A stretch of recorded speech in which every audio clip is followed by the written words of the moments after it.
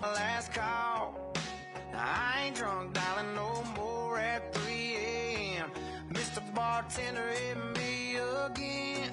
Don't wanna think about her or wear a ring without her. Don't wanna hit the karaoke bar, can't sing without her. So make them drinks strong, cause brother, she's gone. And if I'm ever gonna move on, I'ma need some whiskey glasses, cause I don't wanna see the truth. She's probably making out on the couch right now with someone new. Yeah, I'ma need some whiskey glasses if I'm gonna make it through. If I'ma be single, I'ma need a double shot of that heartbreak proof and see the world through whiskey glasses. Oh, see the world through whiskey glasses. Yeah. Line 'em up, line 'em up, line 'em up, line 'em up. Knock 'em back, knock 'em back, knock 'em back, knock 'em back. Fill 'em up, fill 'em up, fill 'em up, fill 'em up. Cause if she ain't ever coming back, line 'em up, line 'em up, line 'em up, line 'em up. Knock 'em back, knock 'em back, knock 'em back, knock 'em back. Fill 'em up, fill 'em up, fill 'em up, fill 'em up. Cause if she ain't ever coming back, I'ma need some whiskey glasses, cause I don't wanna see the truth. She's probably making out on the couch right now with someone new. Yeah, I'ma need some whiskey glasses if I'm gonna make it through. If I'ma be single, I'ma need a double shot of that heartbreak proof and see the world through whiskey glasses. Oh, see the world through whiskey glasses. Yeah.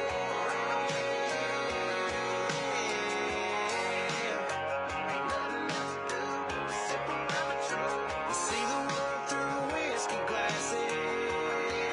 Yeah.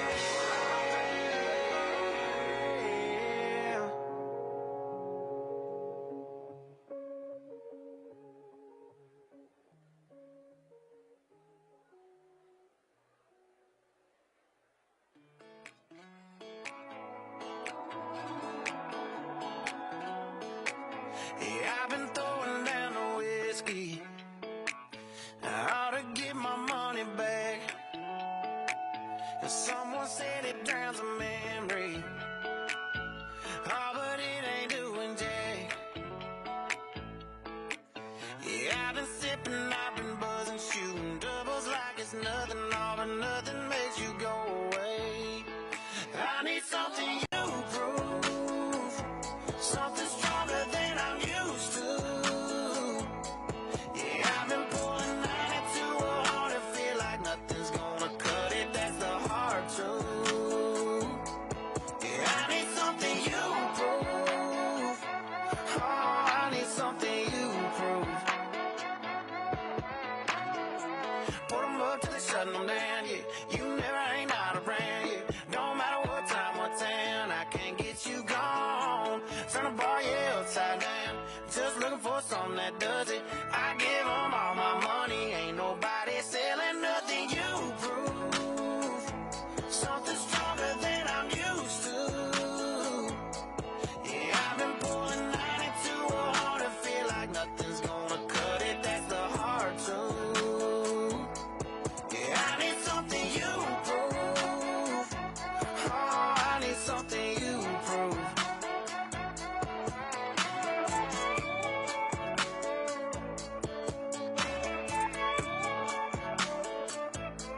Yeah, I've been mixing liquors trying to get you gone. Oh, but I must be doing something wrong, cause I've been working hard to fade your memory, baby, but the only thing faded is me. I need something you prove, something stronger than I'm used to. Yeah, I've been pulling 92 hard to feel like nothing's gonna cut it. That's a hard truth. I need something you prove. Oh, I need something you prove.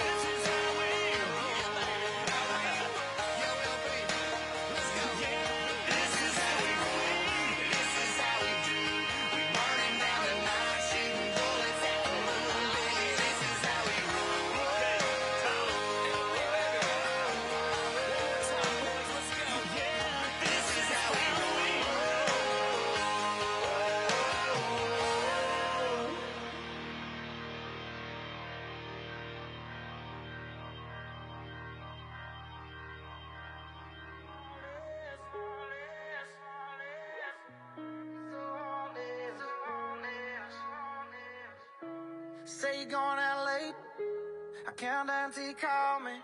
It's just one of those things that you do when you're lonely, and you're all about the chase, but you won't ever let me catch you.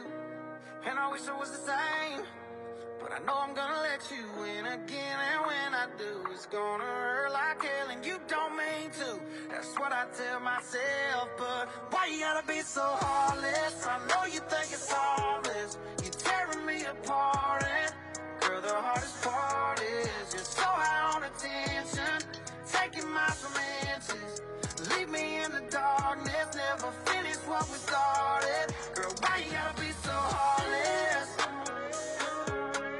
Why you gotta be so heartless? Monday night was definitely not a night. Tuesday night was just another fight. Wednesday I thought everything would change. Thursday came and it was still the same. Friday night we went out on the town. Saturday we should've burned it down. Sunday morning came and now you're gone. I should probably know this shit by now. Oh, I should probably know this shit by now, but no, no.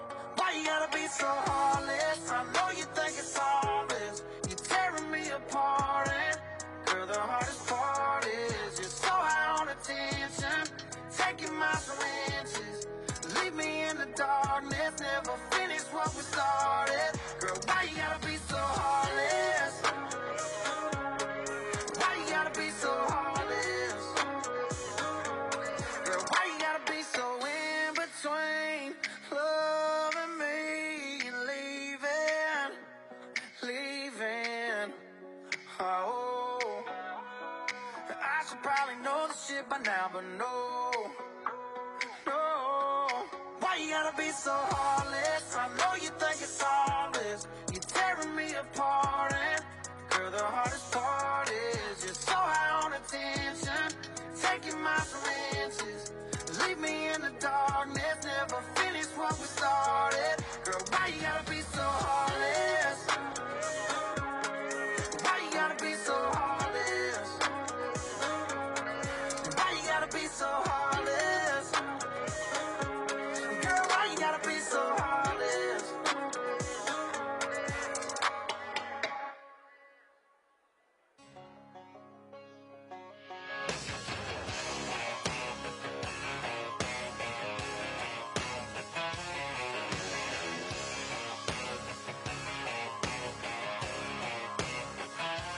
I've had a largemouth bass bust my line, a couple beautiful girls tell me goodbye. Trucks break down, dogs run off, politicians lie, been fired by the boss. It takes one hand to count the things I can count on.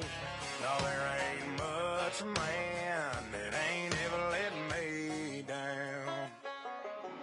Long neck eyes, cold beer, never broke my heart. Like diamond rings and football teams have torn this boy apart.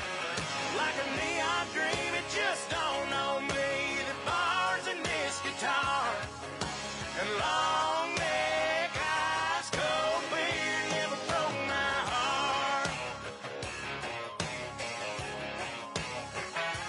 She was a Carolina blue jean baby, fire in her eyes that drove me crazy. It was red tail lights when she left town. If I didn't know then, I sure know now. But long neck eyes, cold beer, never broke my heart. Like diamond rings and football teams have torn this boy apart.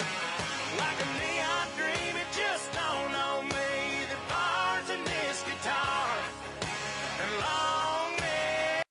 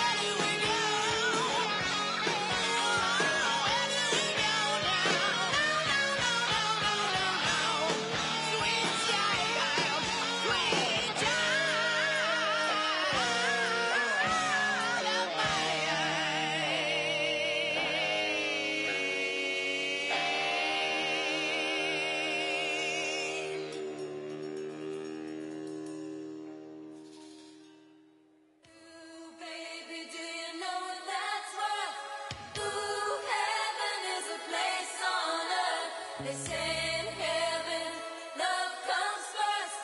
We'll make heaven a place on earth. Ooh, heaven is a place on earth.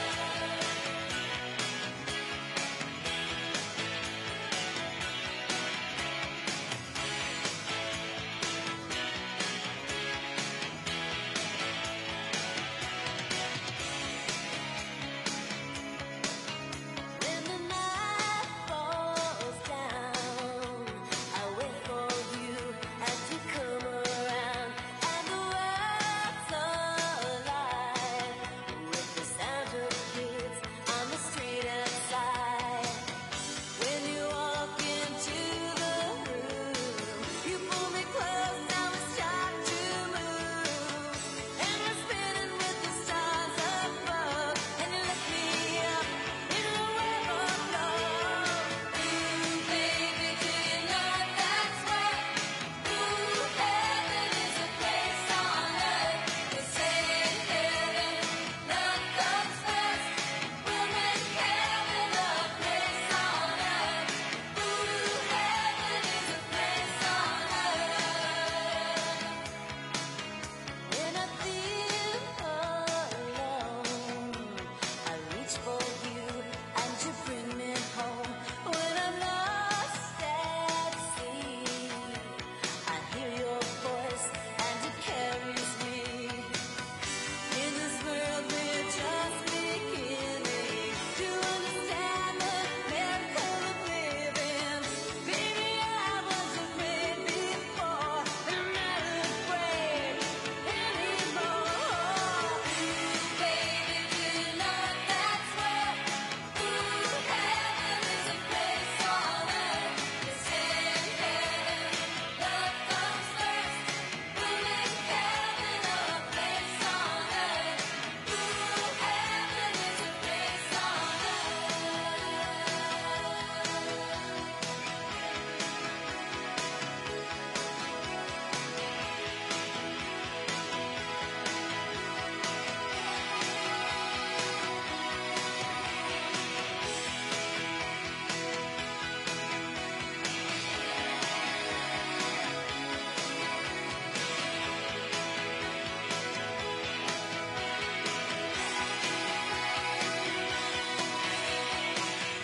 In this world we're just beginning to understand the miracle of living. Baby, I was afraid before, but I'm not afraid anymore.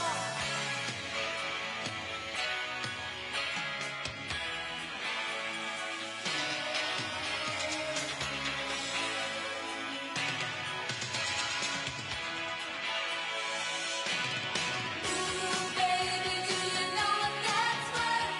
Ooh, heaven is a place on earth. They say in heaven, love comes first. We'll make heaven a place on earth. Ooh, heaven is a place on earth. Ooh, heaven is a place on earth. Ooh, heaven is a place on earth.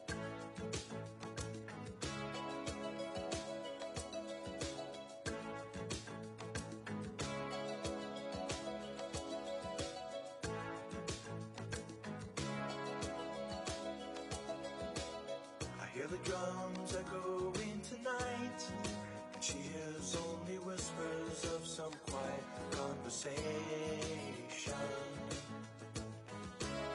She's coming in 12:30 flight. The moonlit wings reflect the stars that guide me towards salvation. I stopped an old man along the way, hoping to find some old forgotten words or ancient melodies. He turned to me as if to say, hurry boy, it's waiting there for you. It's gonna take a lot to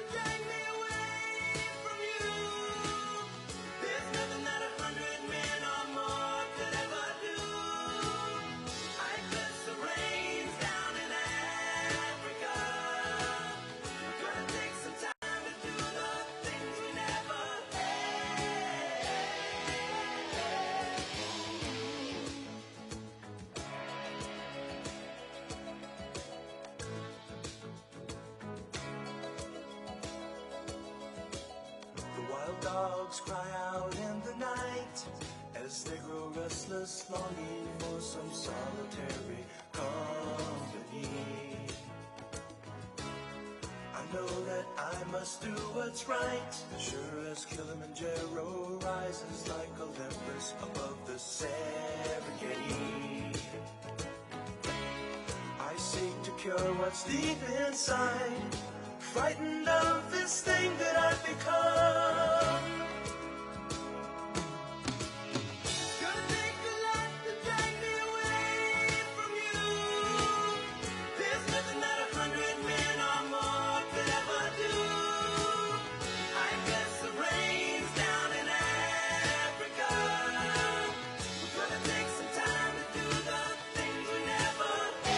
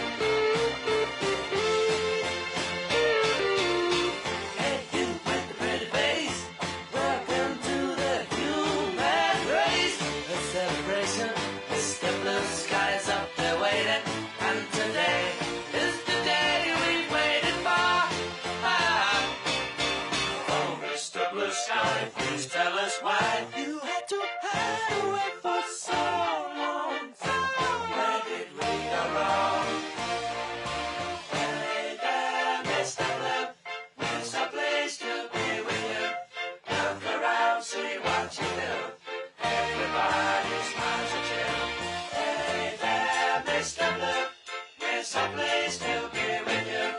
Look around, see what you do. Everybody smiles at you.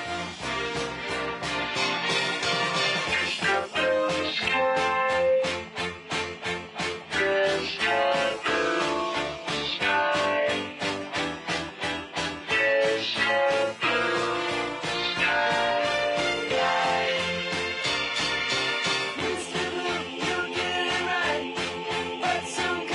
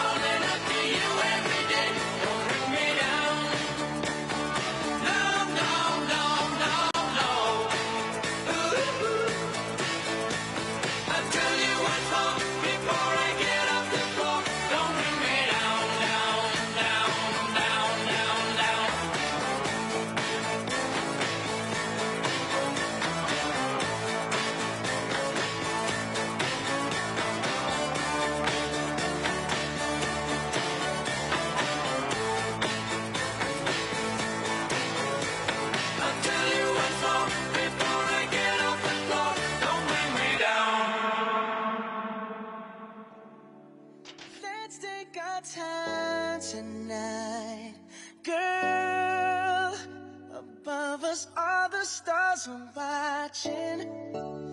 There's no place I'd rather be in this world. Your eyes are where I'm lost in.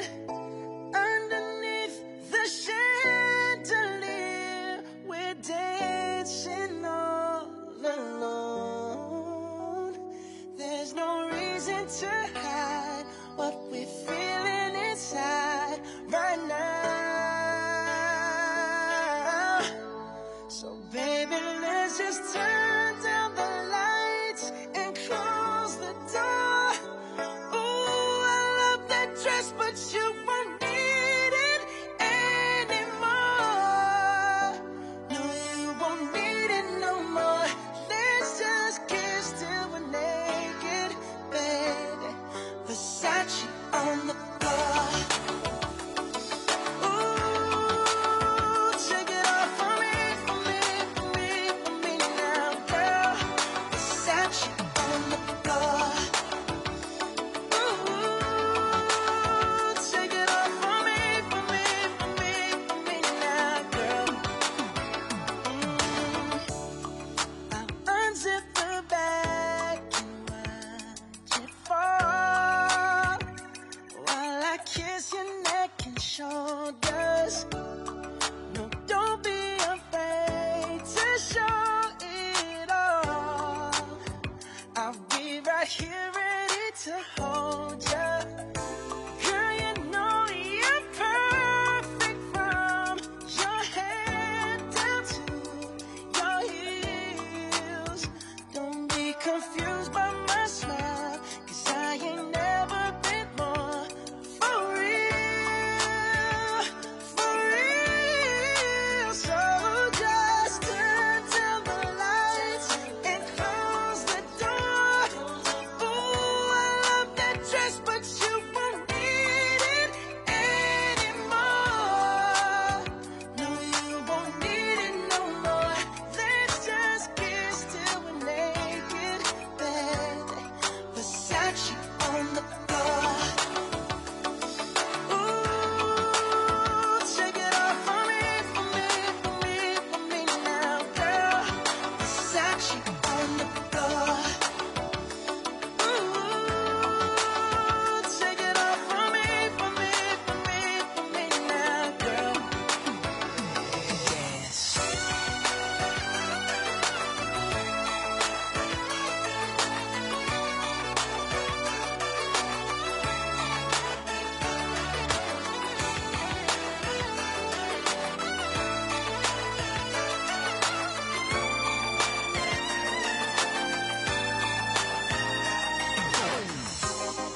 It's warming up. Can you feel it? It's warming up. Can you feel it? It's warming up. Can you feel it, baby? It's warming up. Oh, seems like you're ready for more, more, more. Let's just kiss till we're naked. Ooh, Versace on the floor. Hey, baby, take it off for me, for me, for me, for me now, girl. Versace on the floor. Oh, oh, oh. Take it off for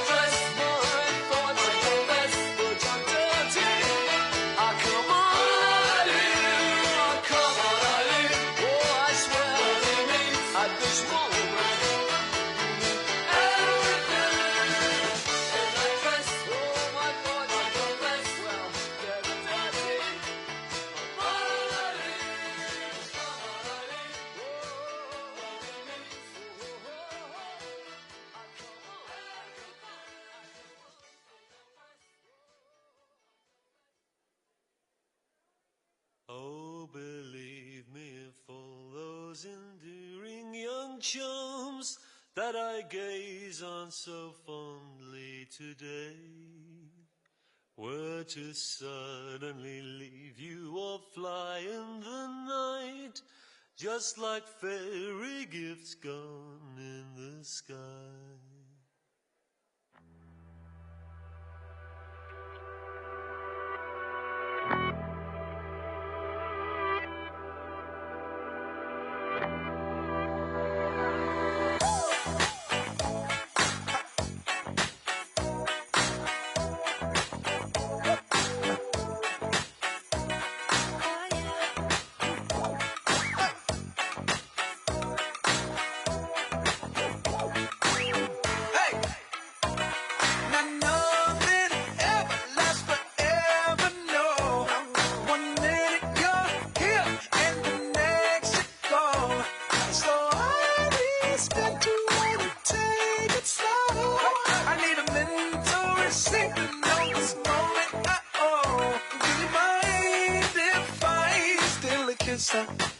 A little souvenir. Can I steal it from you? To memorize the way you shock me, the way you move it here. Just wanna feel it from you. Hey, woo! Don't be afraid to catch feels. Ride your cup and chase thrills. I know you ain't afraid to pop pills. Baby, I know you ain't scared to catch feels. Feels with me. I'm your window shopper. Sucker for your novel. I'm wearing your goggles. Virtual reality. It ain't what it cost you. It might be $1 as long as it shocks you. Memory, electricity. Mind if I steal a kiss? A little souvenir.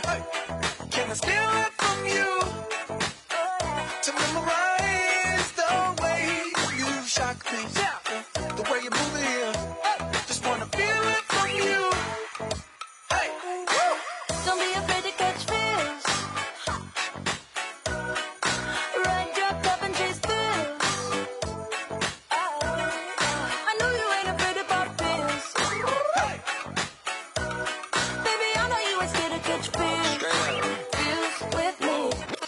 Goddamn, I know you love to make an entrance. Do you like getting paid or getting paid attention? You mix the wrong guys with the right intentions. In the same bed, but it still feel long distance. You're looking for a little more consistency. But when you stop looking, you gon' find what's meant to be.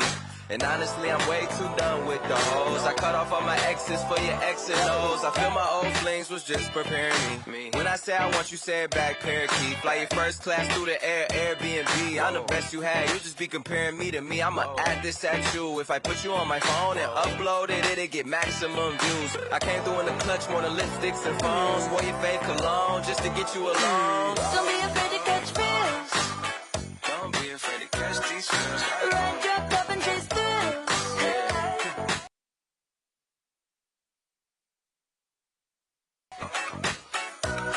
Baby, I know you ain't scared to catch feels. Don't be afraid to catch feels. No. Don't be afraid.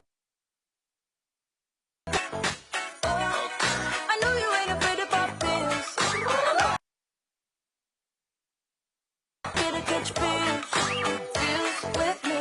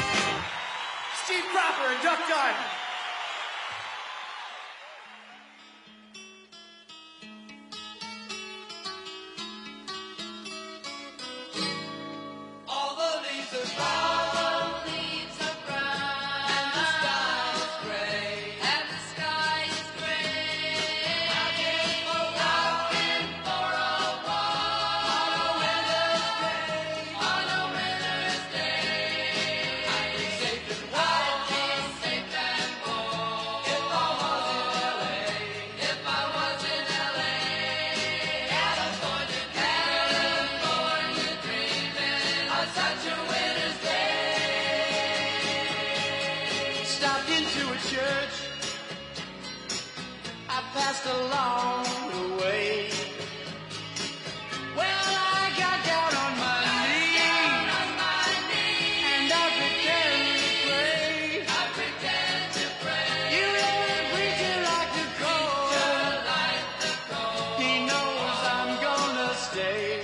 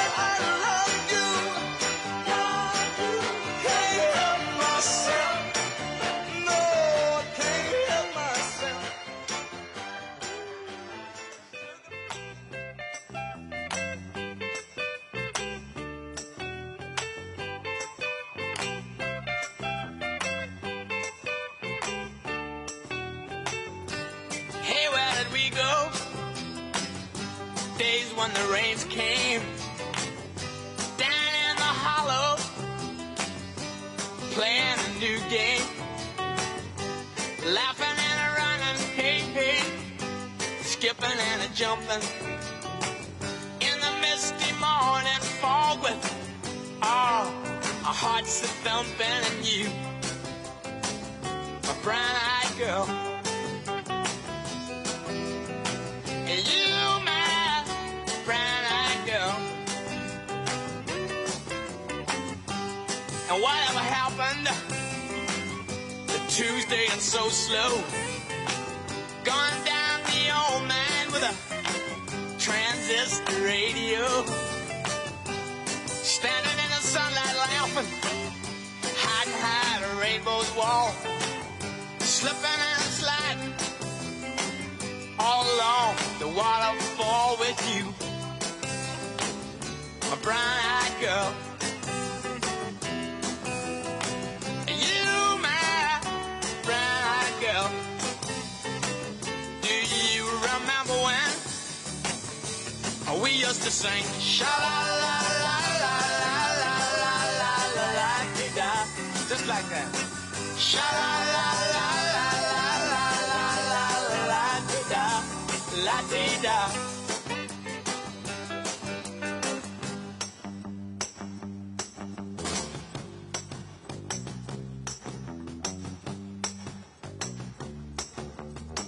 So hard to find my way.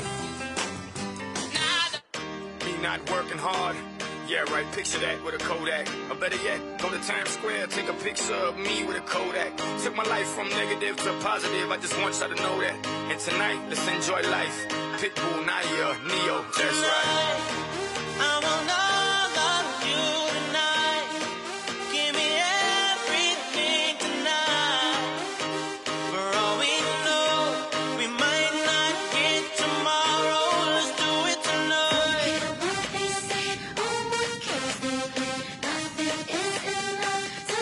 Let's do it tonight. Grab somebody sexy, tell them, hey, give me everything tonight. Give me everything tonight. Give me everything tonight. Give me everything Take advantage of the night, cause tomorrow I'm off to do battle, perform for a princess. But tonight, I can make you my queen and make love to you endless. It's insane the way the name growing, money keep flowing. Hustlers moving silent, so I'm tiptoeing. So keep blowing, I got it locked up like Lindsay Lohan. Put it on my life, baby. I'm gonna give you a ride, baby. Can't promise tomorrow, but I promise tonight. Excuse me, and I might drink a little more than I should tonight. And I might take you home with me if I could tonight. And baby, I'ma make you feel so good tonight. Cause we might not get tomorrow. tonight. I want all of you tonight. Give me everything tonight. For all we know, we might not get tomorrow. Let's do it tonight.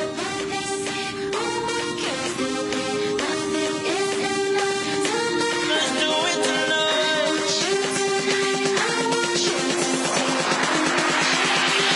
Grab somebody sexy, tell them, hey, give me everything tonight. Give me everything tonight. Give me everything tonight.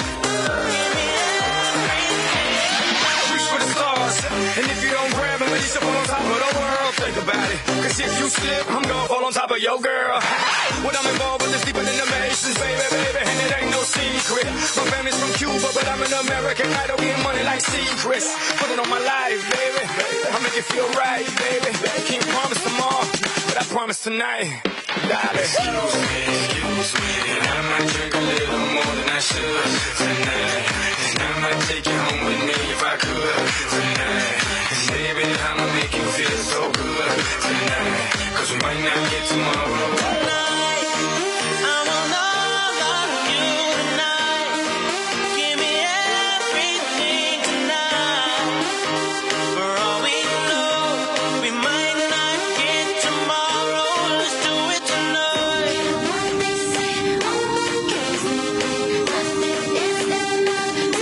Let's do it tonight.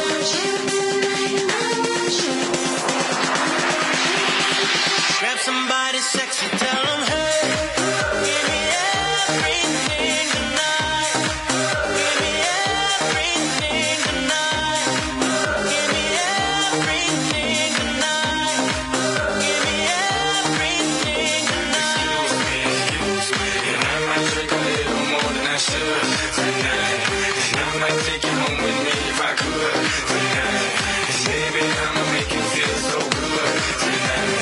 'Cause we might not get tomorrow.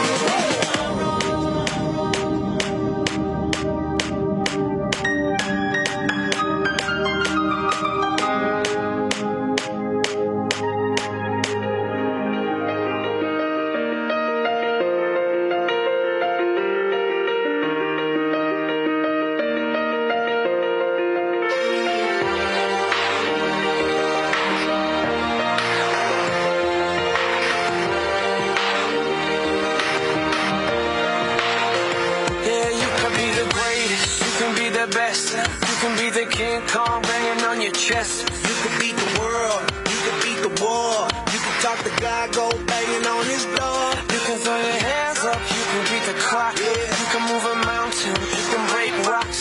You can be a master, don't wait for luck. Dedicate yourself and you go find yourself. Standing in the Hall of Fame, Yeah, and the world's gonna know your name. yeah, 'Cause you burn with the God's flame, yeah, and the world's gonna know your name. And you'll be on the walls of the Hall of Fame. You can go the distance, you can run the mile. You can walk straight through hell with a smile. You could be the hero, you can get the gold. Breaking all the records you thought never could be broke. Yeah, do it for your people, do it for your pride. And you're never gonna know if you never even try. Do it for your country, do it for your name. 'Cause there's gonna be a day when you're Standing in the Hall of Fame, and the world's gonna know your name. 'Cause you burn with the God's flame, and the world's gonna know your name.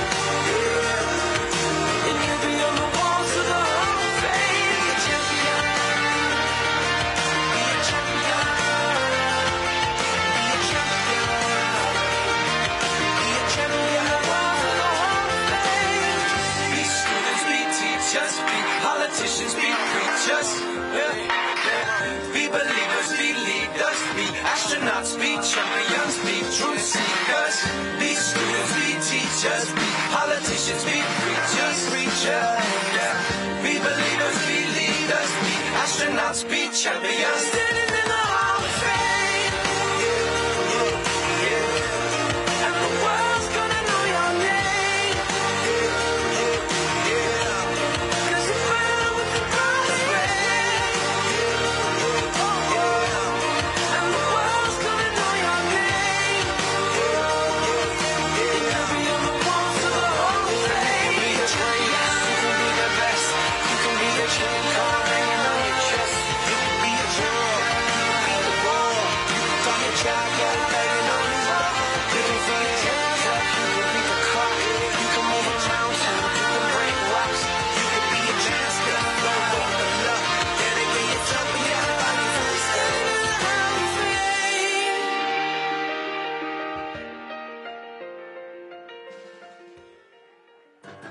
You shake my nerves and you rattle my brain. Too much love drives a man insane. You broke my will, but what a thrill. Goodness gracious, great balls of fire. I let you love what I thought it was funny. You came along and woo, now honey, I've changed my mind. This world is fine. Goodness gracious, great balls of fire. Kisses the baby. Feels good. Hold me, baby. Well, I want to love you like I love a should. You're fine, so kind. Got to tell this world that you're mine. That you my nails down and that whip on my gun. I'm real nervous, but it sure is fun. Come on, baby. You drive me crazy. And it's just great balls of fire.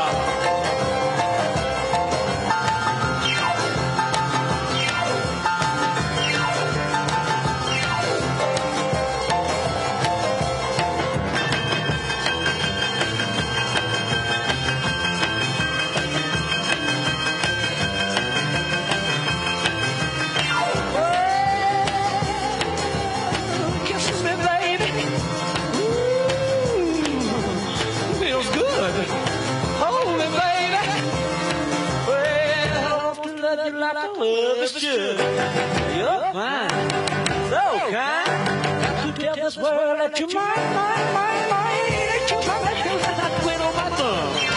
We'll never somebody show you fun. Come on, baby, drive me crazy. This is great, balls of fire. Body, body, wanna feel my body, baby. Such a thrill, my body, yeah, yeah. Wanna touch my body, baby.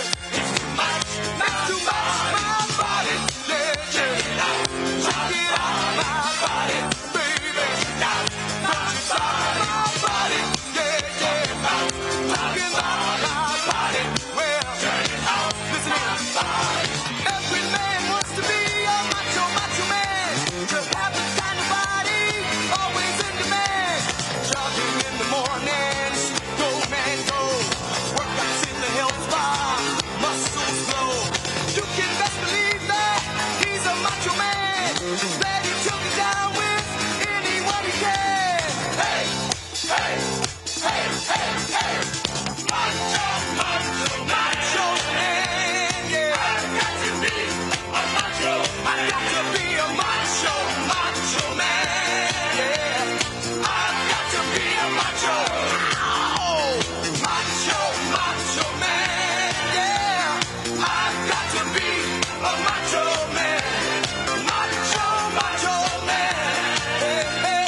I've got to be a macho. Body, body, body, body, wanna feel my body, wanna feel my body, baby, body, alright, body, wanna thrill my body, hey, yeah, body, alright, body, love to pop my body, love to pop my body, hey, yeah, body, body, it's so hot, my body, so hot,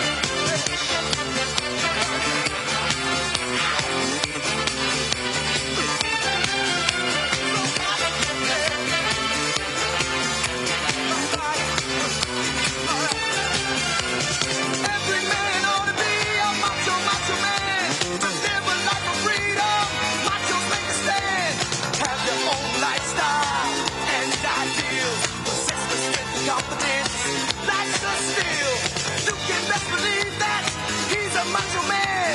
He's a special person in anybody's land. Hey, hey, hey, hey, hey. Macho, macho, macho man, yeah. I got to be a macho. I got to be a macho, macho, macho. Yeah. I got to be a macho. Take the hell on my chest, macho, yeah. Macho man. Say, take my big, thick mustache. I got to be a macho.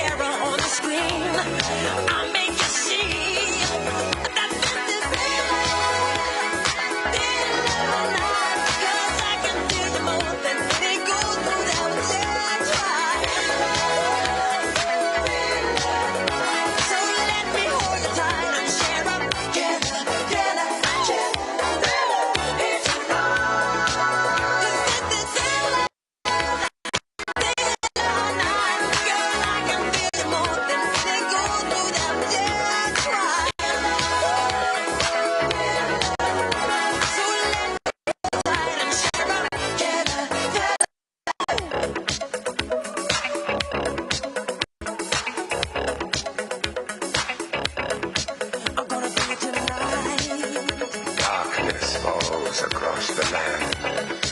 The midnight hour is close at hand.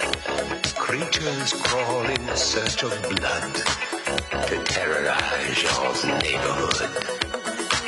And whosoever shall be found without the soul for getting down must stand and face the hounds of hell and rot inside a corpse's shell.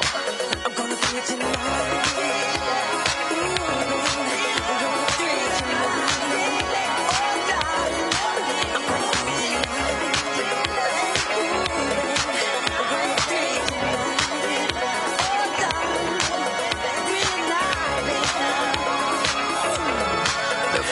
Stench is in the air, the funk of 40,000 years, and grisly ghouls from every tomb are closing in to seal your doom.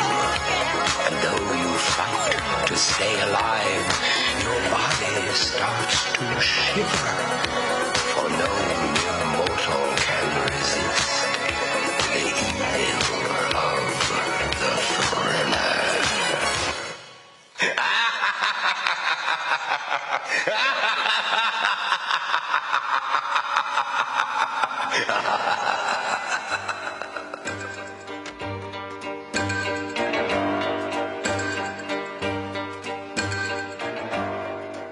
You don't own me.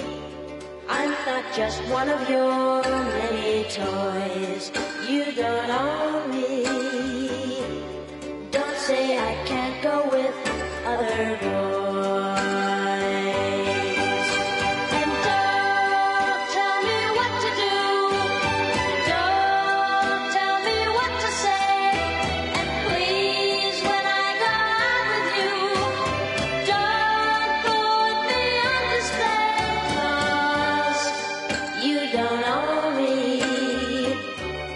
Don't try to change me in any way. You don't own me. Don't tie me down, 'cause I'd never stay. I don't tell you what to say. I don't tell you what to do. So just let me be myself. That's all I ask of you. I'm young and I love to be young. I'm free and I love to be free. To live my life the way I want. To say and do whatever I please.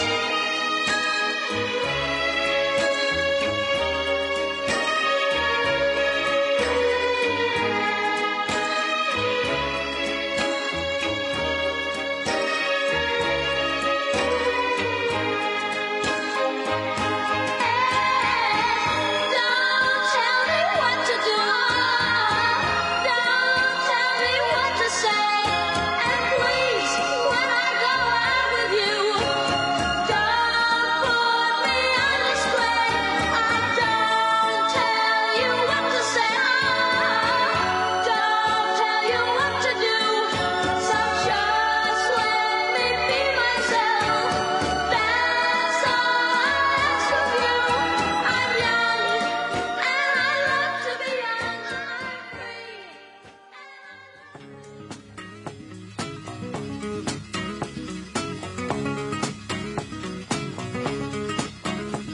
Jolene, Jolene, Jolene, Jolene, I'm begging of you, please don't take my man.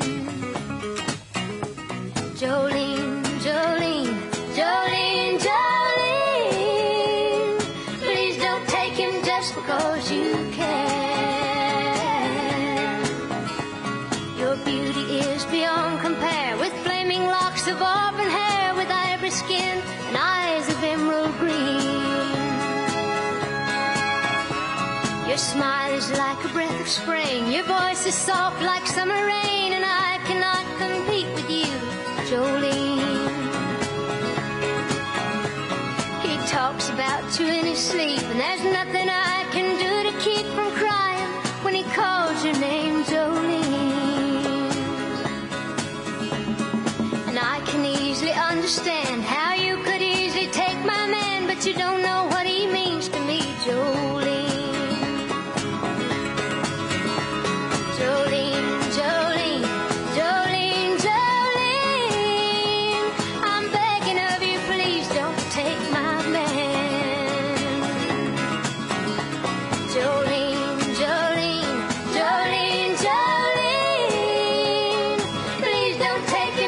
'cause you care.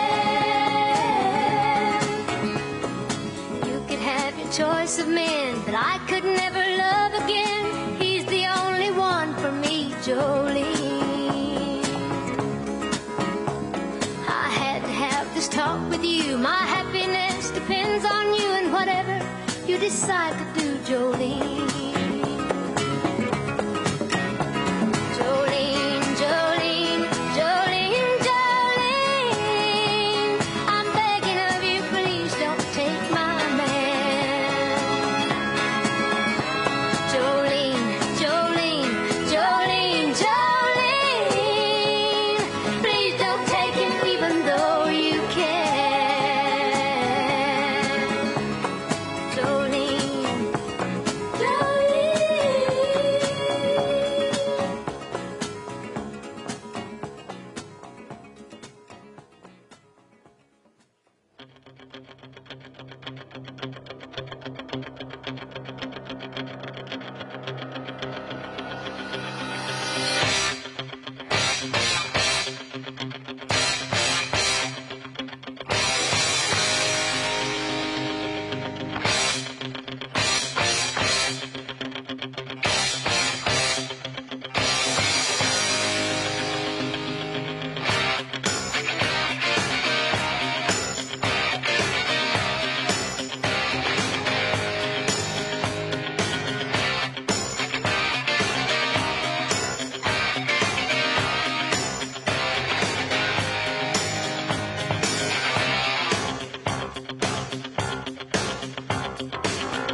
Rising up, back on the street. Did my time, took my chances. Went the distance, now I'm back on my feet. Just a man and his will to survive. Ladies and gentlemen, please join me in welcoming your fellow Pennsylvanians to today's roundtable. All right. Pause on music. Are they coming? Can't chamber it in front of facing the speaker, that's all.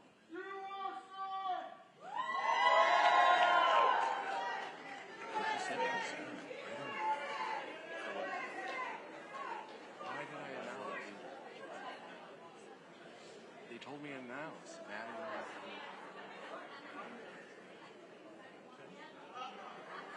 Oh, God.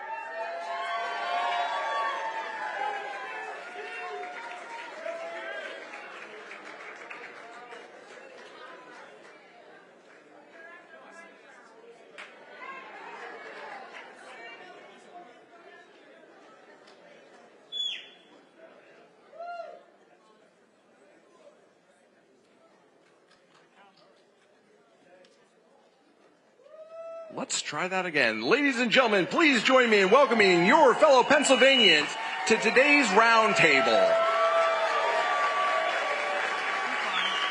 Joining us as moderator for today's discussion, please welcome the Honorable Lee Zeldin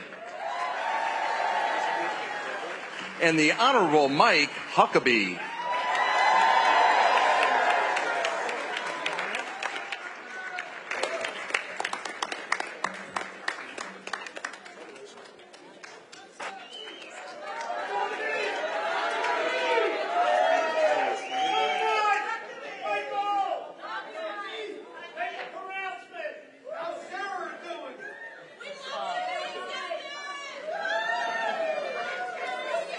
Ladies and gentlemen, please welcome the next president of the United States, President Donald J. Trump. And I'm proud to be an American, where it leads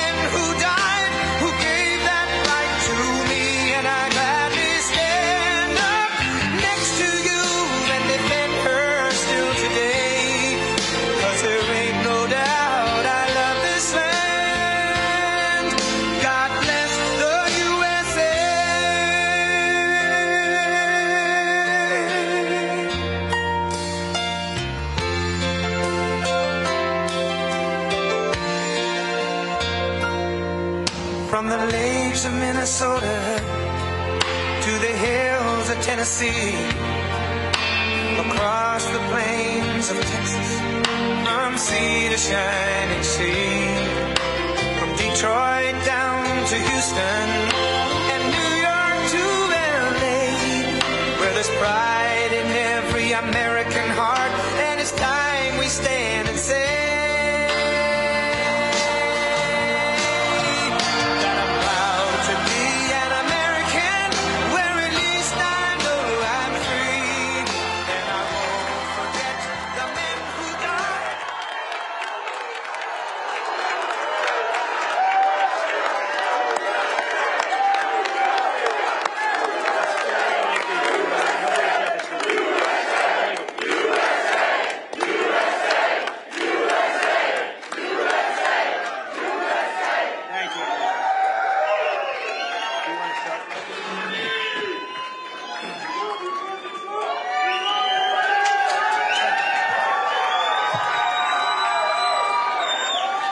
Welcome, everyone.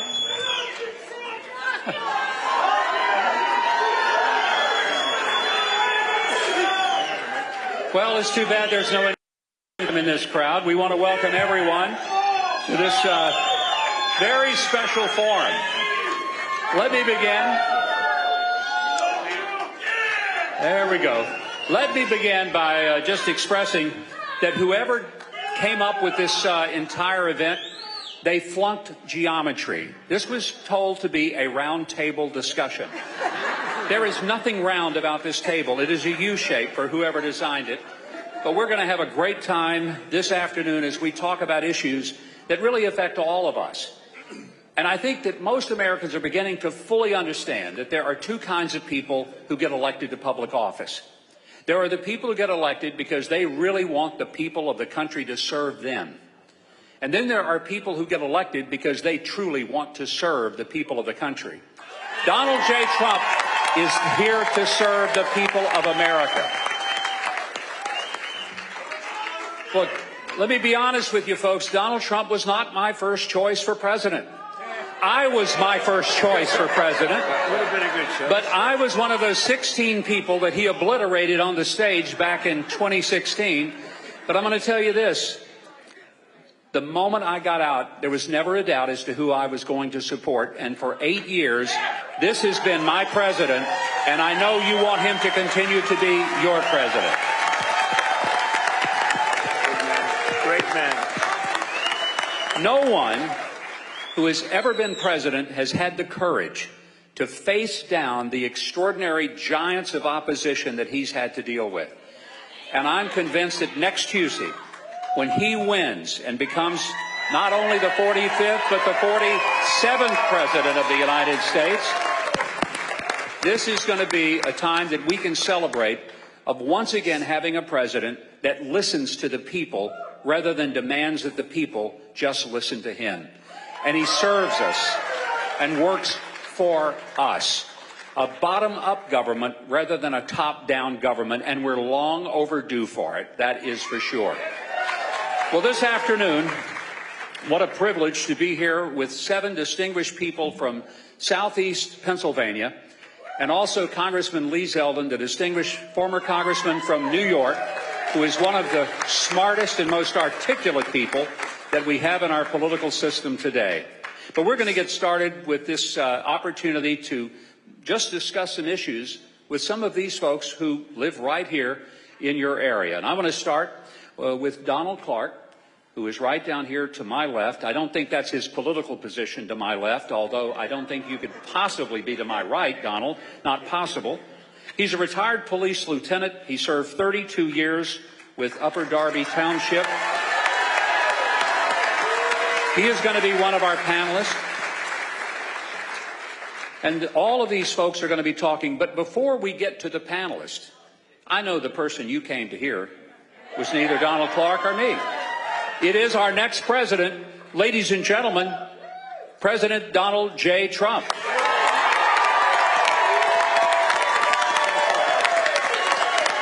Thank you, everybody. Thank you.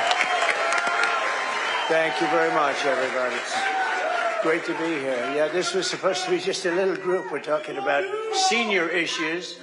There's a lot of people in here. Thank you very much. It's an honor. And I want to tell you, likewise, this man is a fantastic man. He has been from the day I met him. And he's smart, and he can be tough. Oh, he can be tough. He can be, you don't know that, right, Lee? We know. He can be a brutal guy, but always on the side of right. He's just a great guy, and he's been my friend. And I think we have never had we've never even had a spat, have we? With Never. all the years, right? Not once. Very, very good man. And I'm not that stupid. I'm not going to fight with you. I love having him around, I'll tell you. I want to also thank, as you know, we have Congressman Lee Zeldin, who's fantastic. Almost did a big upset in New York. He ran against everybody's advice, and he pulled it. I mean, what you did was incredible. You showed it could be done, and maybe it can be done. We're going to find out in a few days.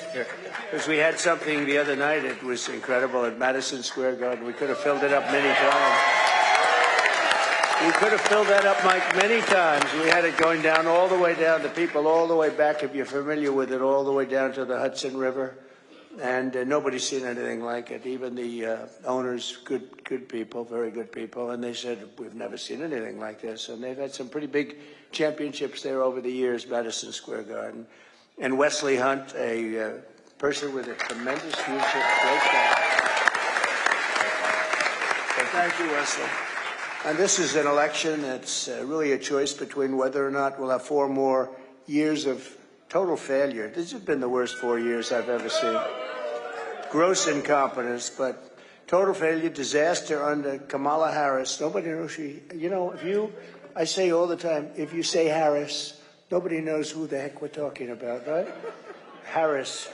And this is what we have, or whether we'll begin the 4 greatest years in the history of our country. And we're starting a little bit from behind because we've been set back. We've been set back badly in every single way with inflation. I mean, the costs are way too high. And inflation's still higher than it's supposed to be with all that they've done to try and get it down. But they use the number, Mike, 20%, but it's probably 40 or 50% if you really look. Look, interest rates with us were 2%, and now they're 10%, and you can't get the money. They don't include interest rates. That's a big deal if you're buying a house or anything else. And so many other things they don't include, just like they don't include in their crime statistics the places that have the worst crime. We had that during the debate where David Muir of ABC said, no, I said, crime is through the roof. He said, no, sir, it's down, crime is down. The next day they release it. I said, it's up 45%. And it's up. We have tremendous migrant crime. If you look at just that, it's been a disaster, very dangerous crime. It's terrible what's happened at our border, what they've done to our country. At the border, Mike, I think it's interesting to say because every poll has inflation and the economy is the number one thing. And third is the border. I don't think it's that. I think inflation's horrible. It's destroying people. It's a country buster. But I don't think it's inflation. I don't think it's the economy. I think the number one thing is the border, that millions of people are being sent into our country. It was announced last week, you saw that, by the Border Patrol, which, by the way, endorsed me. They endorsed me so nicely. They've endorsed me every year, even though they're not supposed to. I think they're not supposed to, and they said, we have to do what we have to do. But we had the best border ever in the history of our country, and now we have the worst border in the history of the world. This is the worst border. There's never been a border like this. They have open border. Anybody can come in. When I heard they were going to do that, we built 571 miles of wall. We had another 200 miles, far more than I said I was going to build. We had another 200 miles that was going to could have been put up in 3 weeks. It was all there, laying there, waiting to be lifted. Could have been put up in 3 to 4 weeks. And they said, we don't want to do it. And I said, wow, that's strange. If they don't want to do it, that means they must really want open borders. But I can't imagine wanting open borders. Who would want open borders? But they want open borders. Who would want men playing in women's sports? They want it. Who would want transgender operations for almost everybody in the world? They want them. This is a sick group of people, I'm telling you. And there's a great evilness. We want to come together as a country, but there's a lot of evil there. There's a lot of, you'd say, why do they want it? And so there's basically three reasons. Number one is they're stupid, which they're not, because I can tell you in Lancaster County, which we know very well, they found 2,600 fake voter registrations. You heard that? It's a big story. Well, where is it now? I think we have a very good DA, and he's probably going to do his thing, and I hope he will, but it's all written by the same hand. Okay, maybe that's just coincidence. Maybe everybody has exactly the same handwriting, right? So we just found that. That was one. And then we have in York, I remember York easy to remember because I used to lift weights for about a week. Then I realized I don't want to do it. I realized I don't like it, Mike. And York was the barbells and all that stuff. I think that's moved to China, along with a lot of other things. Well, maybe we'll bring it back. We're going to tariff the hell out of them. We'll bring it back. I'd love to bring it back. No, it's true.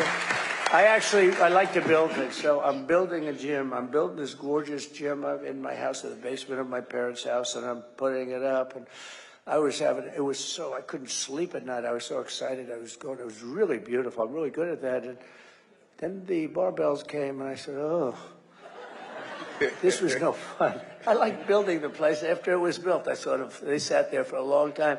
But I remember they came from York, PA, right? And it was big stuff.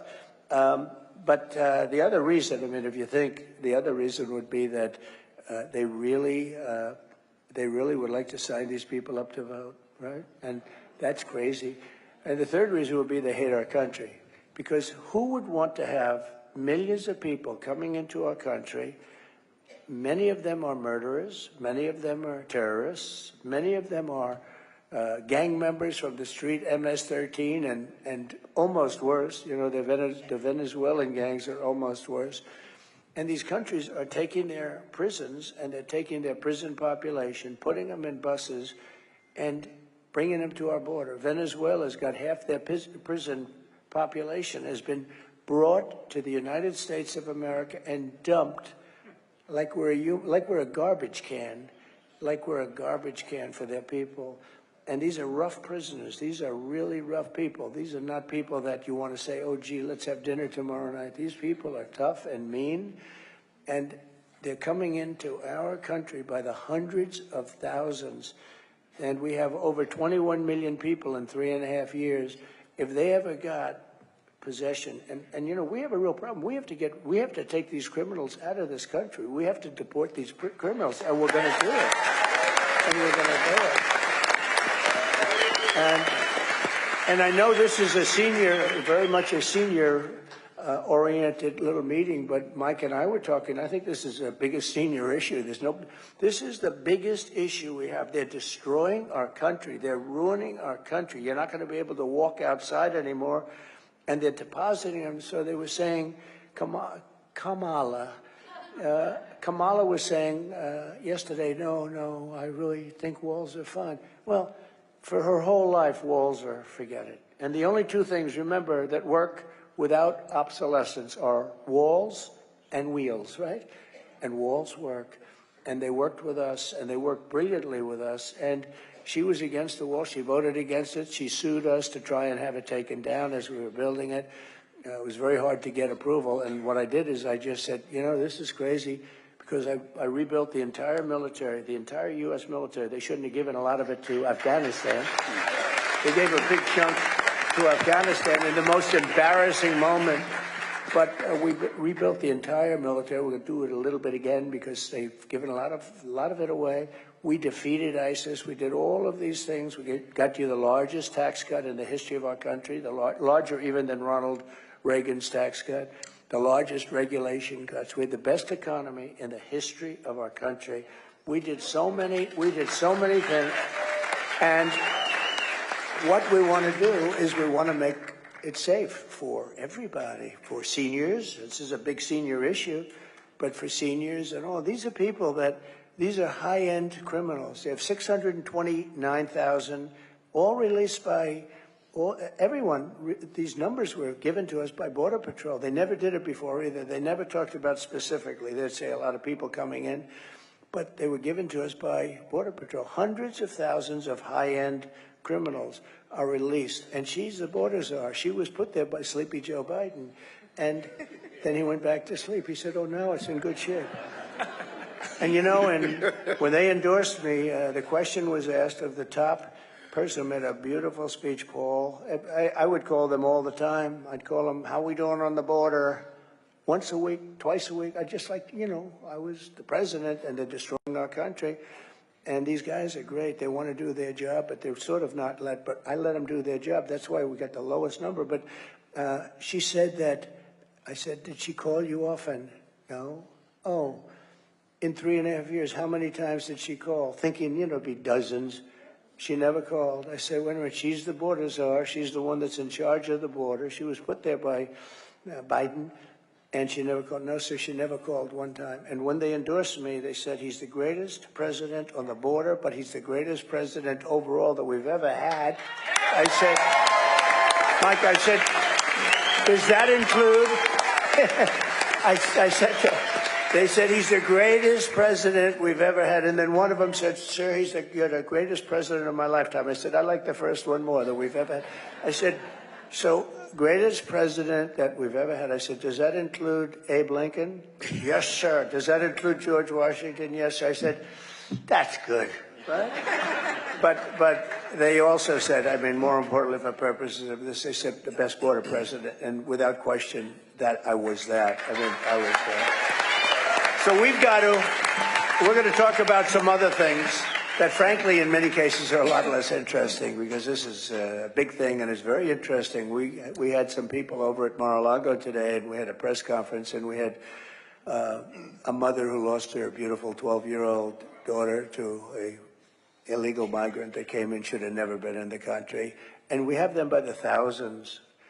Lake and Riley, so many people, you know, Lake and Riley from Georgia. I could name 30 of them right now, and I've gotten to know in many cases the parents, they're just devastated. I don't know if they ever recover. I'm not sure that you ever recover from that, Mike, what they're going through. And I meet these people and they're just like devastated. And it's all because they have an open border policy. People come into our country from places unknown, and they just walk in. They just walk right through everybody. And nobody wants this. Nobody can want this. How do you win an election with this? You only can win elections if you cheat with this. Who wants that? Who wants all the stuff that they do? All the transgender stuff, all of the woke military. We don't have a woke military. Let me tell you, we have a great military. They knocked out ISIS in a matter of weeks. When I was there, they said it was going to take five years. It took about 4 weeks. And they'll never be woke, by the way. These are people, I got to know them very well. These are not woke people. You have guys like Milley on the top, who should have been fired immediately. No, I mean, he should have been fired. Whoever was involved with Afghanistan in that horrible period of time, that horrible day, but it was a little more than a day, where we lost 13 great soldiers. They never talk about the ones that lost the arms, the legs, the face was obliterated. They never talk about them. They act like, oh, this is fine. It's not fine. We had many people lost their legs, and many people died, and many people on the other side died. I count them too. I mean, people on the other side, hundreds of people died that day, and it should have never taken place. We gave up Bagram. When you leave, you take the soldiers out last. You don't take the soldiers. They took the soldiers out first. Our soldiers came out first, and it was totally just a horrible situation. And I think Mike Putin saw that, and he said, well, these people, they're a paper tiger. Let's go into Ukraine. I know Putin would never have done it if I was president. Not even a chance. No, it's not a chance. I used to talk to him about, don't do it, Vladimir, don't do it. I know. There was the apple of his eye. Say, don't do it, Vladimir, don't do it. Oh, this is going to be terrible, Vladimir, if you do that. Not going to be good. You know, don't forget, I ended their pipeline, Nord Stream 2. Nobody ever heard of Nord Stream 2 until I came along. They were building the biggest pipeline in the world to Germany and all over Europe. And I said, no, you're not going to do it. You mean we're defending you from Russia, and you're paying Russia billions of dollars a month for oil and gas? We're not going to do that. I mean, it's so ridiculous under NATO. And we stopped it. And then Biden comes in, he approved it, but he stopped the Keystone pipeline, which we needed. That's our pipeline. He stopped that, but he approved. And then they say, Trump wasn't that tough on Russia. I was so tough on Russia. It was the biggest project they've ever had. I stopped it. And so we have a country that's been run by Fools. It's been run by stupid people. Low IQ individuals. They really are. They're low IQ. He was low IQ. Fools. It's been run by stupid people. Low IQ individuals. They really are. They're low IQ. He was low IQ. Biden was a low IQ guy 35 years ago. He was a low IQ guy when he went to school, when he went to college. He was always a low IQ guy, but he put somebody in who's actually worse than him. And if we put her in office, this country's finished. I really believe it. This country is finished. One of the reasons the stock market's going up, Scott Bessent, who's one of the biggest, most respected people on Wall Street, he's a very brilliant guy. Of course, if he said differently, I probably wouldn't be saying this. But he said the only reason the stock market's going up is because everybody on Wall Street thinks that Trump is going to win the election. I think that's true.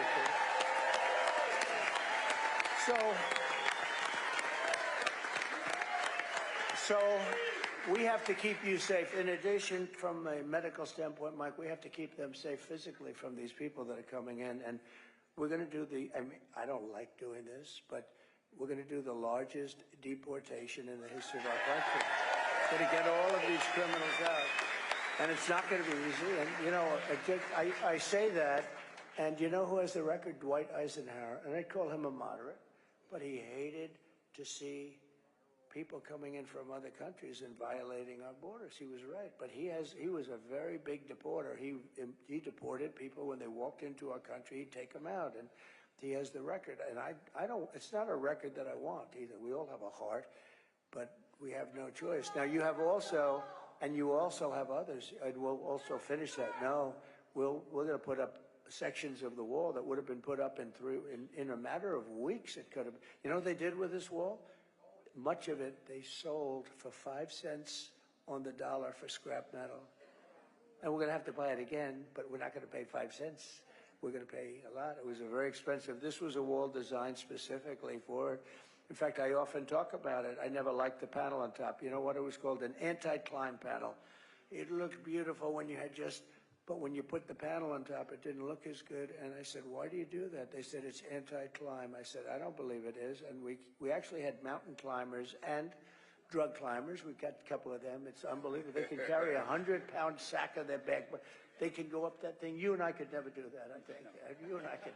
No, they go up it like it's nothing. And actually, the anti-climb panel worked. So I said, good.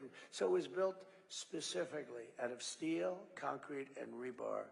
And hardened steel, very hardened to concrete. So we built so many miles of it, and it worked. And we had the best. And by the way, Mexico did pay. They paid a big price.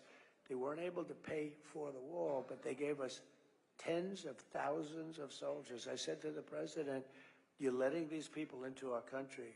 You have to give us soldiers to protect us while we're building the wall. I can't do that. I can't do that. I said, if you can't do that, then I'm going to put tariffs on every product that you make, and we're going to charge you 25% back. And he said to me, like I said, I'd love to do that. That's what happened.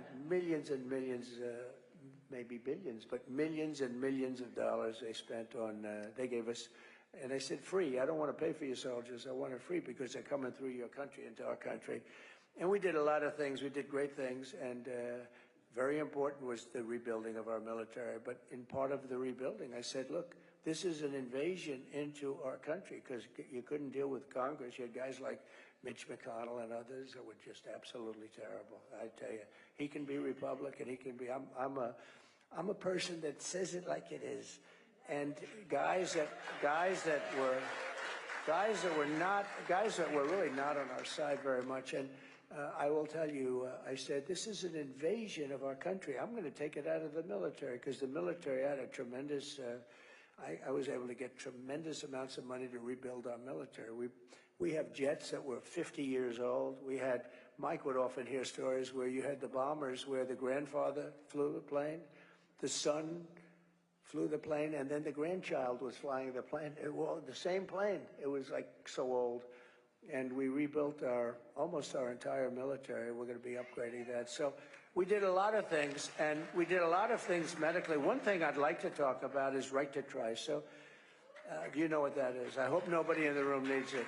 But We have the best labs, doctors, technicians, but our laboratories are the best for new medicines and everything. They're really amazing. But you can't get it approved. I mean, and rightfully, you can't get it by the FDA. They can't stand me, by the way. I used to push them. I got it down from 12 years to 5 years, but they need certain times. I mean, they do need. I want everything to be rushed, but you can't necessarily do that. But we have a situation where we have things that are really good. We're pretty sure they work. They may not, but we're pretty sure they work. And I said, why isn't it, if a person's terminally ill, why can't they use this stuff that may or may not work? Sir, it's been going on 48 years. They couldn't get it worked out. The country didn't want it because our country would be sued. The insurance companies definitely didn't want it. The labs didn't want it because they didn't want a terminally ill person to be using, you know, something that's going to be like show badly, where they have to put it down. They have to do their lists, and they didn't want to be, they call it a list. They didn't want to be on the list. Somebody's terminally ill and dies and using the medicine. And I understand that. So I got everybody in a room, every one of the doctors, the labs, the insurance companies, and even the country representatives, the Justice Department. They all came in because they couldn't get it done. I said, here's what we do. Somebody can use it. And you know, these people were going all over the world. They were going to Asia, they were going to Europe. If they had money, and they would get scammed many times, but they go all over the world. We couldn't do it here. And most of them, though, had no money, and they'd go home and they'd die. I'd say, look, if somebody's terminally ill, I want to give them a shot at life. It's a great feeling, at least. At least they can say, well, you know, I've got something, and maybe it'll work, and maybe it won't. But what, you know, the expression, what the hell do we have to lose? Somebody's terminally ill. Why? They were saying, we'll be sued. I said, you're not going to be sued. So we worked out, and it didn't take that long. After 48 years, within a period of about a month, and then I got it approved by Congress, believe it or not, we could get things done. But think of this, we got it approved, and everybody agreed, anybody that signed that document, you wouldn't sue anybody. If something happened to your family, the family would sign, the person would sign. No liability for anybody, and you have the right to try. We have saved thousands and thousands of people, and it's very interesting. Some of the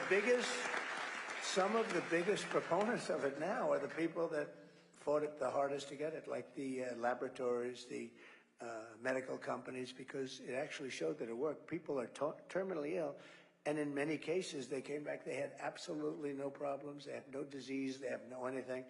It's called right to try. We did that. Nobody thought we could get it approved. We got it approved. They signed a waiver of liability, and which in business you sort of do. But I got everybody into a room. I said, we got to do this. And we've used, I have a person who works for me was saved because of that. A very great person that works for me was saved because of right to try.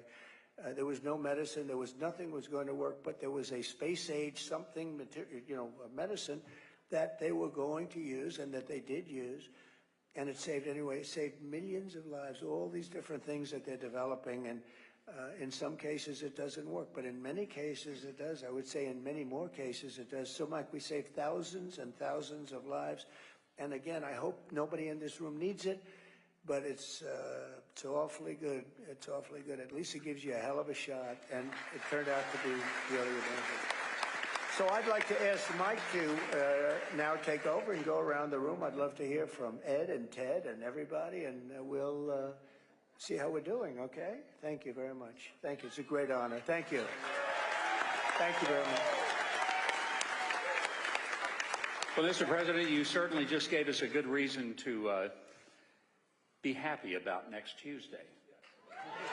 You reminded us why you've been fighting for the people. And every one of these folks who are here at the table are here because they live in this area.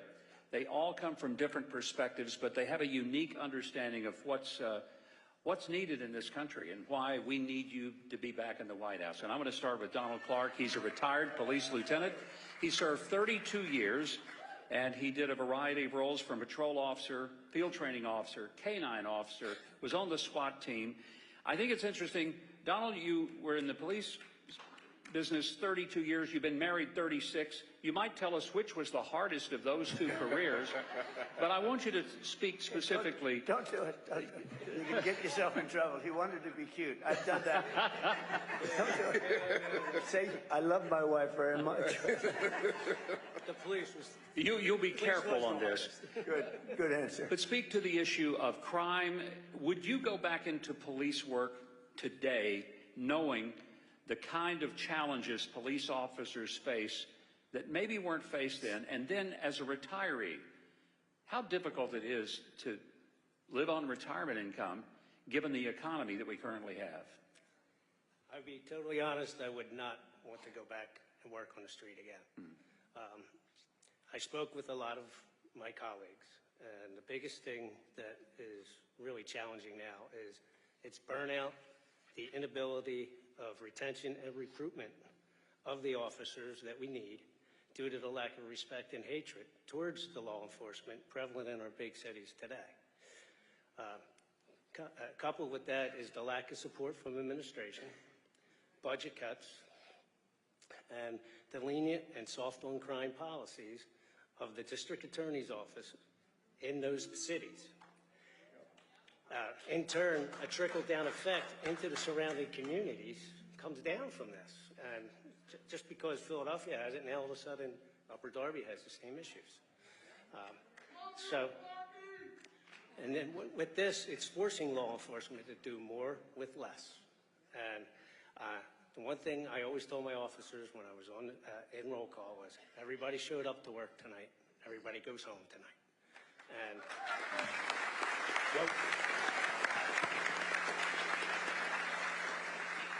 what we need is to be back to law and order. Yep. Right. Thank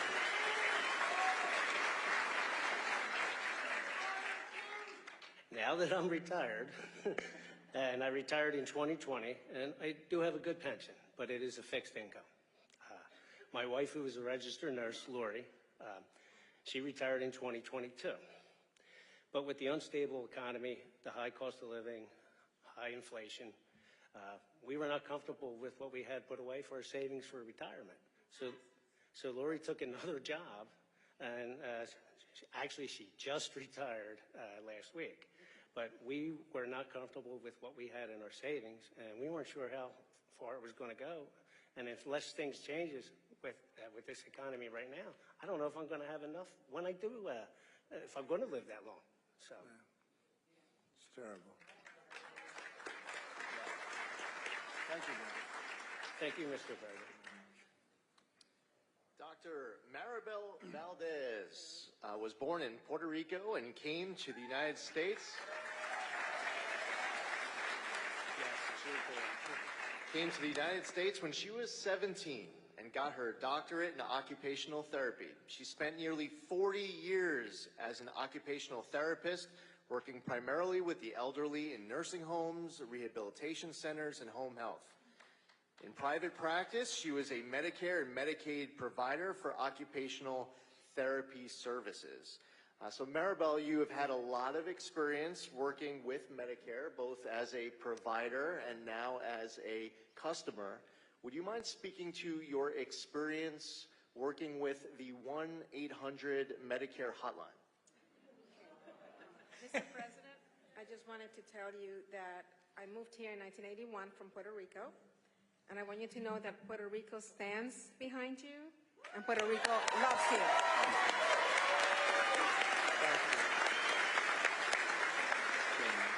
Well, we love it.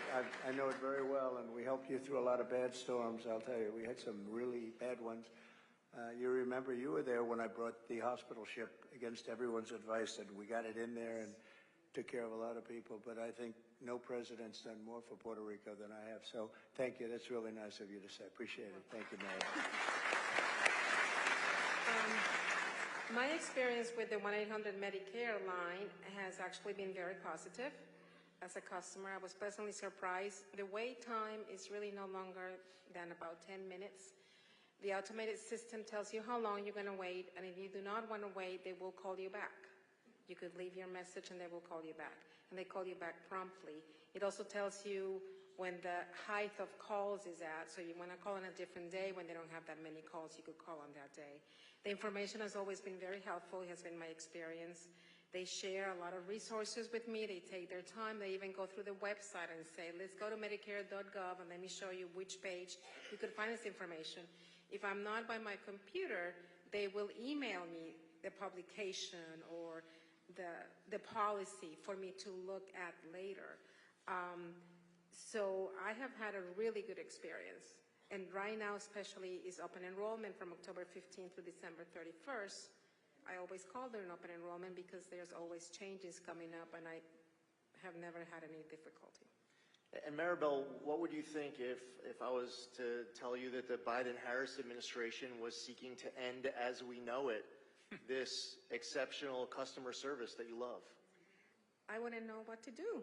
I mean, what will happen during open enrollment if I have heard that there's an upcoming change to my Medicare benefits and that they're going to change, and I have nowhere to call, or nobody replies to my phone call, or I had to maybe only go to the internet and rely on information that is not accurate or reliable, you know? Yeah, could I ask a question? So Sure. I'm watching how sharp and smart and beautiful you are. And we're not allowed to say that, you know, politically. That's the end of your career. But she is beautiful. But I'm just watching, and I see it says retired. Why are you retired? You should not be retired. You got a lot of strength. Unfortunately, I was at a grocery store shopping, and I passed out. I had an aneurysm in my brain that I didn't know I have. And it caused me to have a stroke, and I had to retire. So I'm currently on Medicare as a consumer because I'm too disabled to be able to do my job, but I still work part-time, 15 to 20 hours a week. You look fantastic. Thank you. Great job. Yeah. Thank you, man. You're welcome. And Mr. President, as you know, the Biden-Harris administration's forced unionization of this critical hotline is going to hurt seniors to reward their big union bosses. If it's okay, Mr. President, we wanted to ask you, when you're back in the White House, will you be able to talk about your plans to put seniors ahead of these special interests to make sure that we protect 1-800-MEDICARE? Well, they are special interests, there's no question about it, but there are no special interests with me. I don't care. I don't need it. I don't need the money. I don't need anything. I want to do what's right, but Maribel's going to be my consultant. She's only the special interest. She's going to be my consultant. All right, you let me know. You know more than those guys that get paid a lot of money doing what you do, and you do it so well. It's really great. Thank you very much. Yeah, the answer is absolutely. We'll do what's right. Thank you, Maribel. You're welcome, sir. I love the idea that you're going to use her as a consultant. I think that's smart, and I it's like it. also one of the reasons that people recognize that you listen to people who are actually in the middle of something. We have a couple with us here today, Joe Rooney and his wife Beth, both of whom have been military aviators. Joe, a Marine Corps pilot, career. The Marines are here. We're in good shape. He retired as a lieutenant colonel in the Marine Corps. He's then flown for Delta Airlines for many years in the private sector. His wife, Beth, pretty remarkable life. 24 years as a naval aviator, the very first U.S. Navy female jet test pilot ever.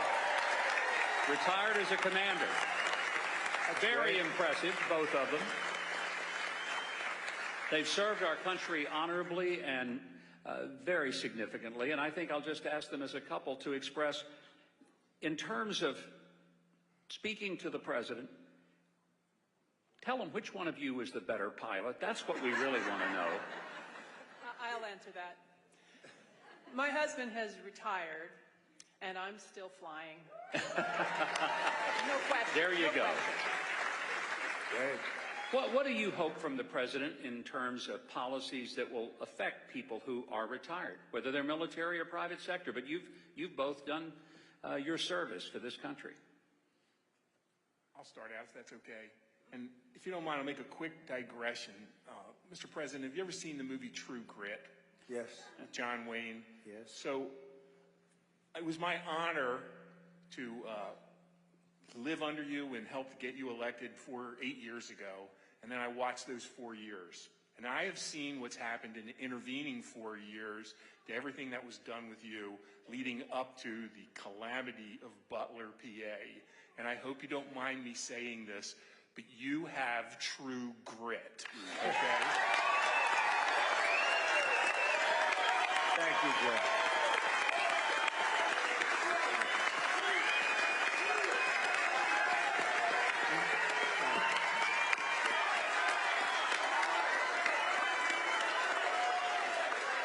Thank you, Joe. It is our honor to do all we can. I live in Montgomery County and Abington Township, and the GOP in Montgomery County and Abington Township is working every day from now through November 5th to get you elected. And we're doing it. So, Joe, thank you very much. That's really nice. I know I digress, but I honestly mean it. And my wife will add some more. But you asked about how we can help seniors. Mr. President, for 4 years, you showed us what a strong economy looks like. A strong economy helps seniors. A strong economy helps people on fixed income. A strong economy helps people who are below the average amount of money or maybe struggling, and we have them in our own neighborhood. What a strong economy we need is low energy prices, and I know you're all for low energy.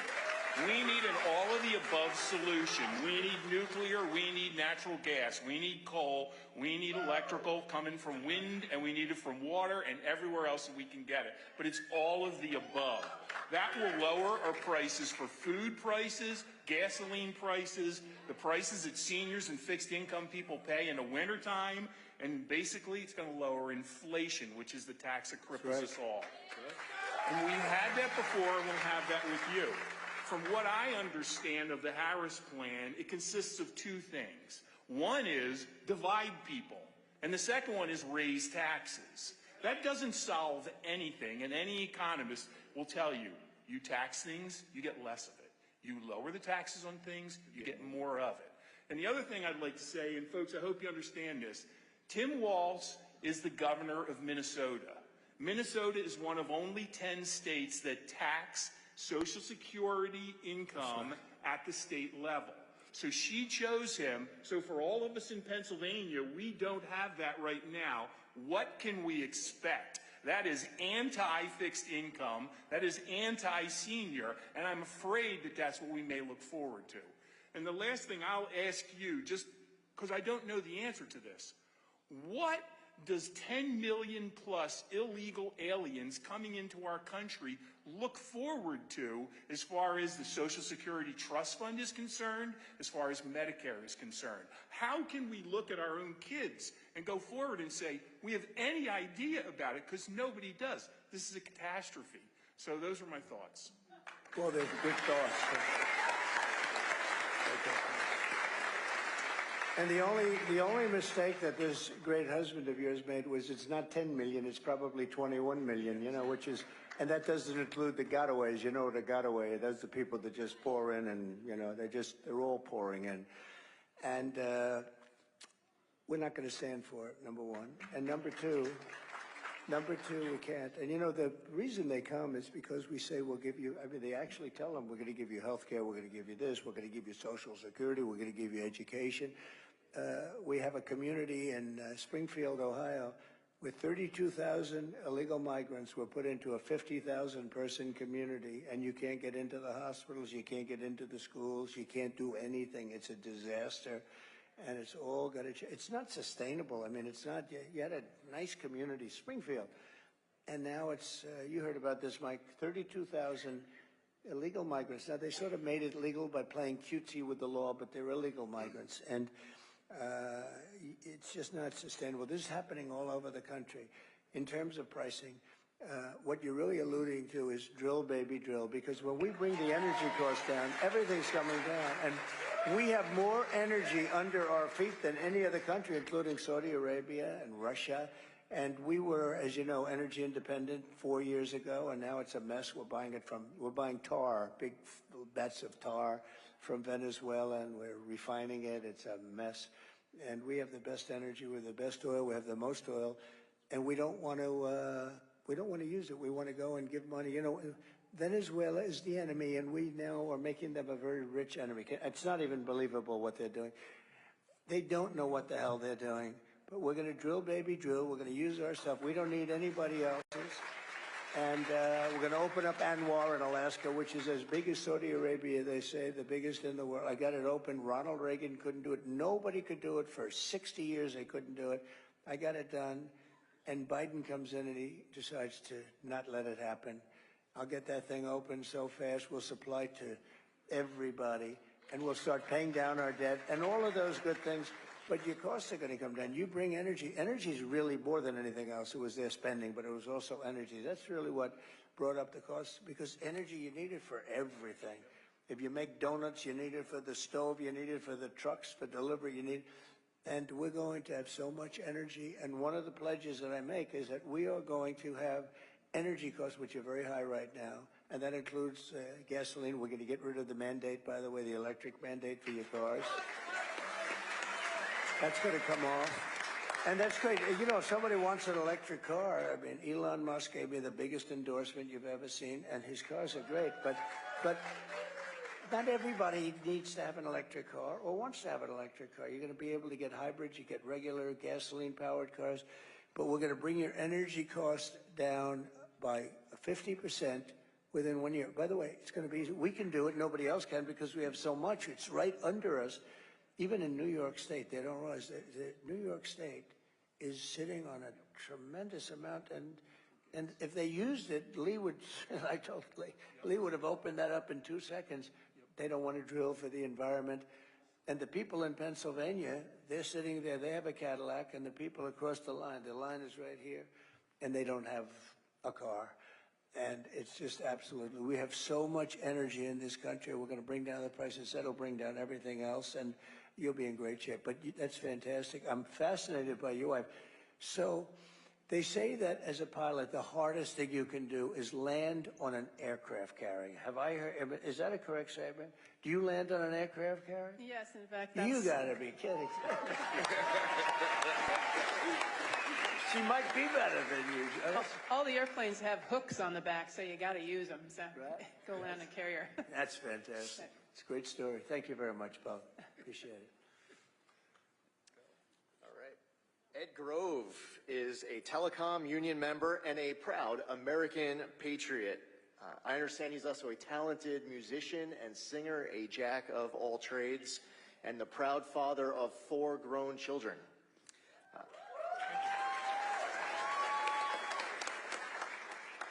Ed, you're a longtime telecom union member, and we see a lot of unions acting far more political than they ever have in the past. And it's interesting that it seems like a lot of union leaders are not aligned with the rank and file. In your personal opinion, do you see this where union leaders, with regards to political matters, are in conflict with their leadership? First of all, thank you for having me. Thank you. Thank you very much, Ed. It's a great honor to be here. Yep. My personal opinion, of course, I can't speak for the unions, but there is a silent majority. Political stuff we really don't care about. Being represented is what matters most to us. Personally, I just don't believe union bosses speak for all union membership. I support Donald Trump because he supports keeping manufacturing jobs in-house. Yes. Good. It was proven in your first term. Thank you for that. Thank you. You also take care of the American worker instead of going overseas or out of country to do so. Very much appreciate that. Thank you. Thank you very much, Ed. Very nice. I appreciate it. Lee is alluding to the fact that the Teamsters took a vote and 61%, this is nationwide, 62% of them support Trump. Yes, they do. And they have a very good head. They have a man named Sean O'Brien, who's a great guy. He's the head of it. And but he released those numbers, which is something I appreciated very much. And the firefighters, the same thing. They support me, the rank and file, so we have a lot of the unions beyond that. I think the auto workers in Detroit, we're going to bring back a lot of plants into Michigan. We're going to bring them back very fast. And you probably read, Mike, where I killed. They were building a giant plant in Mexico, sponsored and owned by China. And I let them know, and that would have destroyed Michigan. This plant would have made as many cars as all of Michigan. This was going to be the largest plant in the world, and I let them know, you build that plant, and we're going to put the biggest tariffs on those cars you've ever seen. And, you know, that was about 2 weeks ago. They've just announced they're not going to build the plant. That's a great thing, isn't that good? Now, if they want to build it in the U.S., that's okay, Ed. If they want to build it, Mike, in the U.S., that's okay. But they're not going to build it in another country and send the cars in here and destroy all of that. That's what's happening. That's what's been happening for 50, 60 years. So they just announced, China just announced they're not going to build the plant. I'm very happy about that. Thank you very much, China. Absolutely. Thank you, sir. Great honor. Thank you. Mr. President, I want to introduce you to Dr. Kathleen McGuire. She is just to my right here. She has a very esteemed academic career in gerontology, but I think she brings something else to the table, not just the academic study of gerontology, but more importantly, she cared for her own mother for 2.5 years.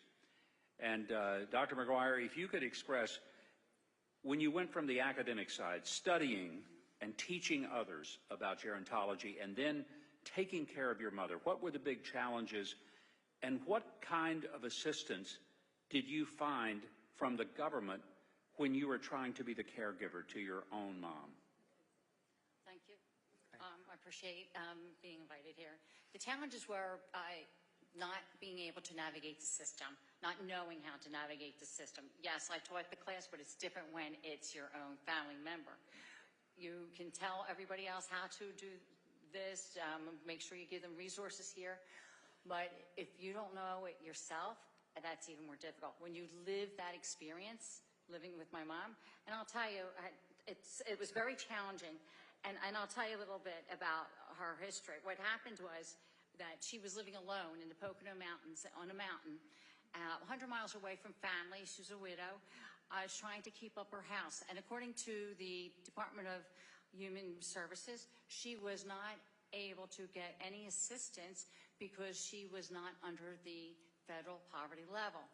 Even though she was on a fixed income, getting Social Security, and she had an Advantage plan, which was also more money.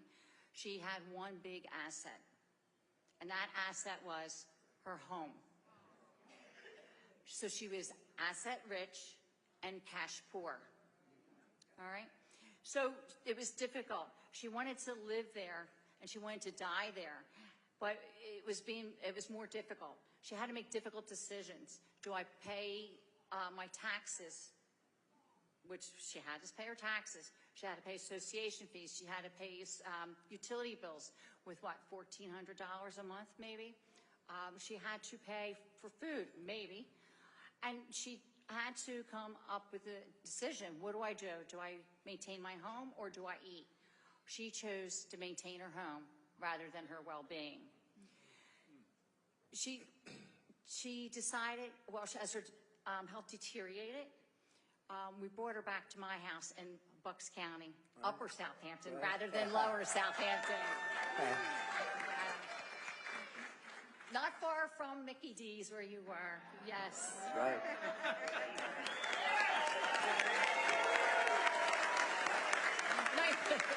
Nice job, by the way. Thank you. And that whole day was very well appreciated. Thank you. And so she was not really willing. If you get to a certain age, my mom was 83 years old, they don't want to leave their home. She wanted to stay in her home. She wanted to die in her home, but she was not safe anymore to be alone.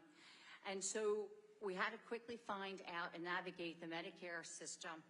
And so what we found for my mother, and maybe for other seniors, because remember she was asset rich and cash poor, that Medicare does not pay for adult care services, adult daycare services, hospice.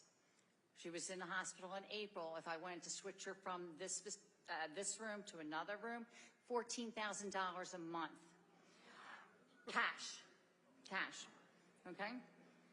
All right?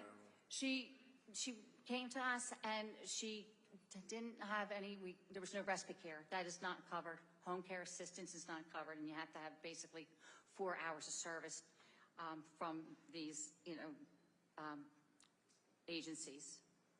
So what happened was that I'm fortunate enough and very proud of my immediate family. We became the caretakers. We became the elder care supporters. My family supported her. It was challenging sometimes. It was a team effort. She was able to get to her doctor's visits, go to the dentist. Any money that she didn't have or couldn't pay, our family supported her. She had 3 meals a day. She had significantly lost a lot of weight. She was down to 100 pounds at 5'6". Well, she'll probably less than that as you shrink. But she gained 20 pounds with us. Gained 20 pounds, had to buy new clothing. Yep. Thank God that's for my son's cooking. But she wasn't allowed to leave the table until she finished everything. So that was, what goes around comes around, right? All her activities of daily living were supported by us. We took her everywhere she needed to go. She was my best bud. She went with me door knocking. She did. I had Very signs. nice. Yeah. I knew I liked her. 83 years old, door knocking. Sometimes Very I'd nice, leave her thanks, in the yeah. car and I forgot that she was there. I was too busy talking. But she was with me, wasn't she? But the most important thing, because, okay, Medicare, we had a difficult time. She had her family, and that is who her support was. And unfortunately, it took 2.5 years for being assigned a case manager to help us. Did that work? After 6 weeks of being into a facility, she had passed away. And at lower than, probably about 100 pounds. But you know what? It's difficult to navigate this system.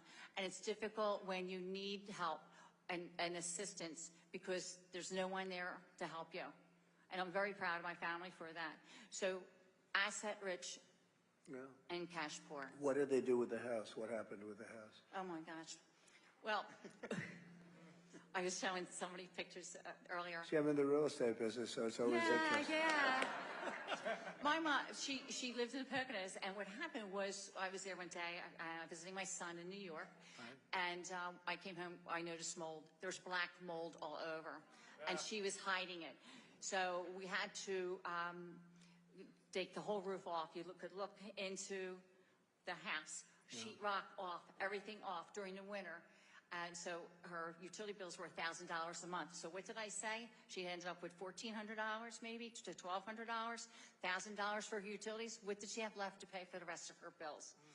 So as the work progressed, now insurance does not cover a new roof. Right. So as the work progressed, the workers walked off the job, off the construction job, went out of business with her money, and did not finish the job. So the house now is sitting there. Not sitting there, we're going through her things, which is the worst, horrible thing to have to go through. Going through her things, and we're going to have to put it up for sale. And A good area for sale. in the Poconos, Albrightsville, right by Hickory, if anybody knows where Hickory runs, State Park, a big boulder, Lake Harmony. Yes. Good. Yeah. That's good. Well, Mr. President, you Thank you. you announced a tax break for Americans like Dr. McGuire that people have served as caregivers. So, I mean, it's like you've already thought about how that could I did. help her. It was suggested to me by a very smart reporter, if you can believe this, right? There's some smart ones out there. Good one, actually, good person, and suggested a tax deduction for caregivers because they, you devote the time as a family to it, and if you had to hire people, I mean, you wouldn't have enough people. You wouldn't be able to do it. Families take care of their children. When we have service members coming back from wars, sometimes the wives and sometimes the wives don't want to do it. They won't. Bad things happen. You understand? They come back and they're injured, badly injured. The mother takes care of the son and has to take care of the son for a long period of time. It's very sad when you see it happening. They go out to war and they come back and they have problems, difficulties. And so I want to make it so that we're getting tax credits for those people that take care of people, because honestly, if these people, a lot of them are called angel moms, and they're called a lot of different things, but they're beautiful names, actually beautiful names. They're beautiful people. And not everybody's like that, to be honest with you. But when we have people like that, I think they should be given that tax credit that we talked about. I mentioned it the other night at Madison's group. It's great. If some families are, the caretakers have to leave their jobs as well. Right. I'm on a Social Security. I'm over Will you be age. able to finish the house yourself? Will you be able to? My husband, who's behind me, he is, and my children will probably finish the work, and we're trying to. Well, if you need a little extra, am I allowed to do this? I will, because I'm not in office now, so I could do it. But you'll come to me a little bit, okay? You'll call up Mike Wilson. So if you need a little extra, we'll help you out. Okay? All right? You left, and I'll have him be the guy to figure it out. All right? All right, Mike? That's a beautiful story. Thank you very much. Thank you. Lovely. You're a lovely woman. Beautiful. Beautiful. Thank you. Appreciate I'm it. glad the pilots didn't give me any story like that, right? Huh? Thank you. Well, good luck with it. Beautiful story. Yes, thank you. I appreciate it. And grief is hard. No. That sounds like a great mother, actually, right? We were very close. My mother was very young when she had she hates it when I say it, and I hope she sees this, my older sister. She's only about 15 months older. And so, yes, she was my best friend, basically. That's great. Beautiful story. Thank you. Everywhere. Thank you, Catherine. Thank you. Mr. President, as I introduce our last panelist here, it's a little closer to our heart with Wesley, fellow Army veteran, as I introduce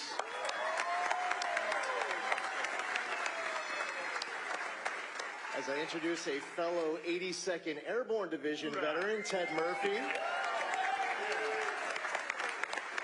There are a lot of military branches up here well represented, but at this event that has a lot of seniors, we have one person in particular who is a member of our nation's greatest generation. He served in the Pacific from 1944 to 1946. Ed Buffman is here. Ed.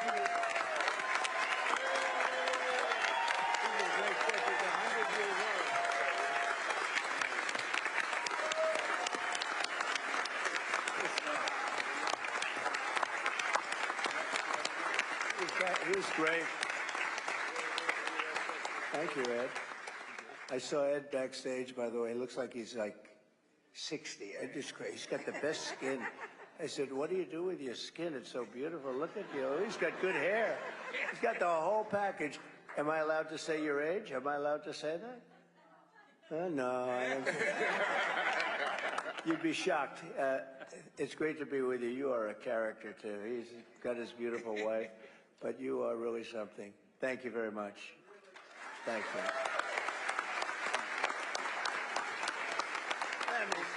Mr. President.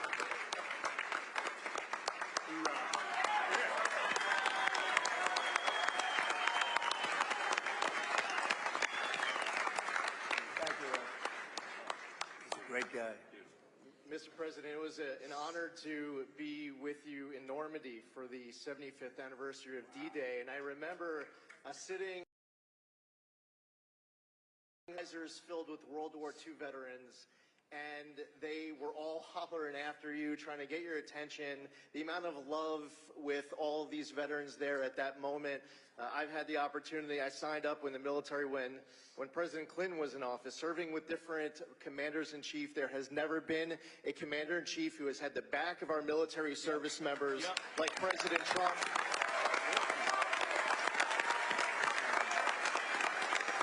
And our veterans have never had a commander-in-chief who's had our back like President Trump. Thank you very much. Very nice. Thank you very much. And we need to get you back next Tuesday. Thank you very much.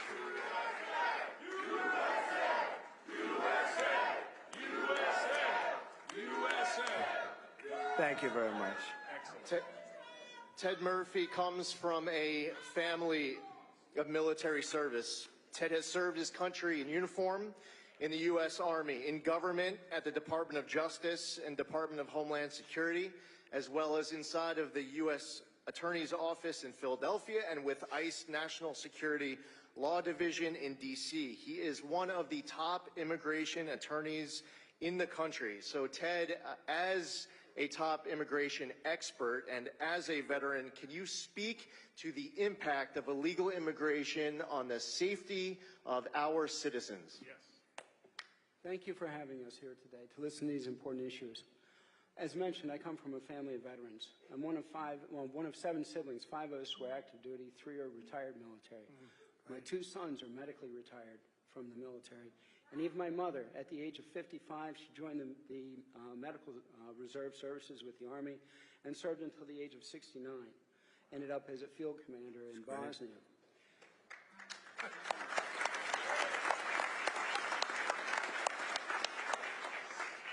Included in that group are 4 paratroopers and 2 combat medics.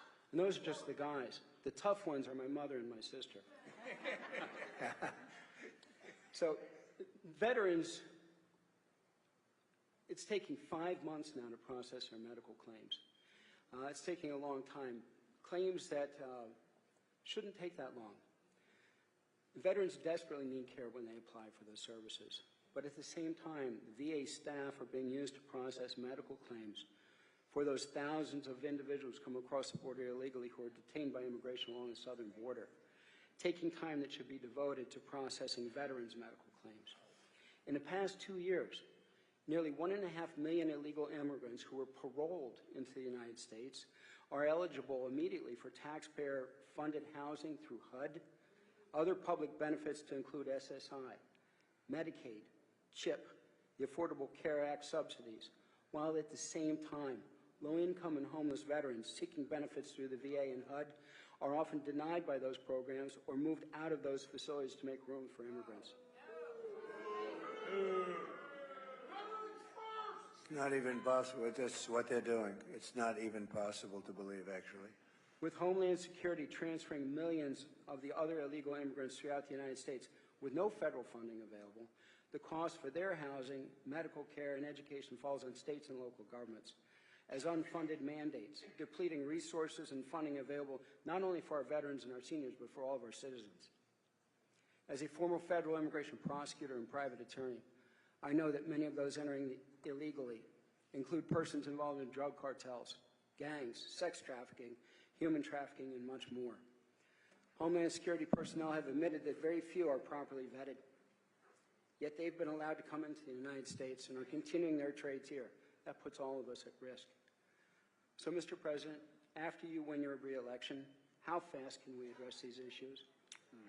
Well, you know, we'll do it immediately. So I think I mentioned before that we have the highest rating of anybody in maybe ever at the VA. We did a lot of things. We also did something where we were allowed to get rid of civil servants that were really bad people that were, and I love civil servants, but this was a group of civil servants, a certain percentage, turned out to be 9,000 people. We got rid of this. These were people that treated the vets unbelievably. I mean, these are sick people, and we fired them and we replaced them with people that can take care of our people that love our country and love our vets. It was a great thing. We'll get it done fast. You mentioned the word parole. That's a word they use now. They bring people in and they just say, you're paroled. And now they're all of a sudden like it's supposed to be some form of citizenship. That's what they're doing in Springfield, Ohio. 32,000 people. They're under parole, and people that are in this country. And you take a look at, you know, they're putting a lot of the people that come in illegally. And some of these people are really, I'm trying to be nice, these are really rough people. Our soldiers are laying out on the streets in New York and other cities. And these people are walking through the main entrance of a hotel that's right there. They're laying here, and the people are walking right by them, and they're going into hotel rooms. In some cases, luxury hotel rooms. The government's paying a fortune to these hotel companies that have them. The hotel company no longer, they don't even want to deal with regular people anymore. They get a bigger check than they've ever made in their life. They're making more money than they ever made in their lives running it as a migrant hotel.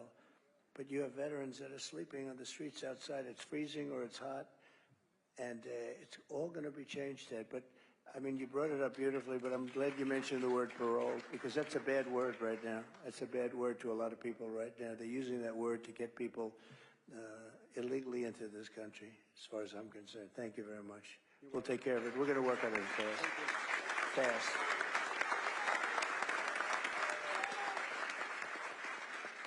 President, thank you so much for being here. Thank you for being willing to put yourself out there for us. You could have had such an easier life if you weren't doing this for us. You sacrificed so much. God bless you. Any final thoughts, Mr. President? Well, thank you. Now, first of all, you're a fantastic young guy, and he's a great lawyer, great everything, and a very successful congressman, and he's a friend of ours, and he's really been great, Mike. I know how you feel about him, but I appreciate it. And Wesley, likewise. You didn't get a chance to speak as much. I was going to say, let's let him speak for about a half an hour, because he's a very impressive guy, but he doesn't need to do that. Just to say that we're going to take care of things. We're going to do things. And, you know, you are right. I didn't need this. I could have been on the most beautiful beaches in the world. I could have had a wonderful life like some other people. I would have had the but, you know, if I had it to do again, a lot of people say, if you had it to do again, and Joe was nice enough to mention it was, I mean, they've been brutal, these people. They are horrible people. A lot of them are just absolutely horrible people that do not love our country. But if I had it to do again, would I rather be on the beach with the water, that beautiful salt water hitting me in the face, my white skin getting all nice and tan? Or would I rather be here with you in Pennsylvania, making sure that people aren't going to cheat on the vote?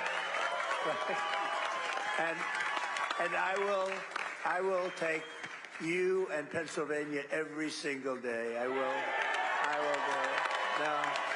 And the reason is, Joe, and the reason is Lee and Wesley and Mike, and it's so great that we're all together because we've all been friends for a long time. But the reason is that we're going to make America great again. We're going to do something that nobody, you know, a lot of people were worried about our country. This country is in very bad shape. We're a failing nation. We really are. We're a nation in decline, as some people would say.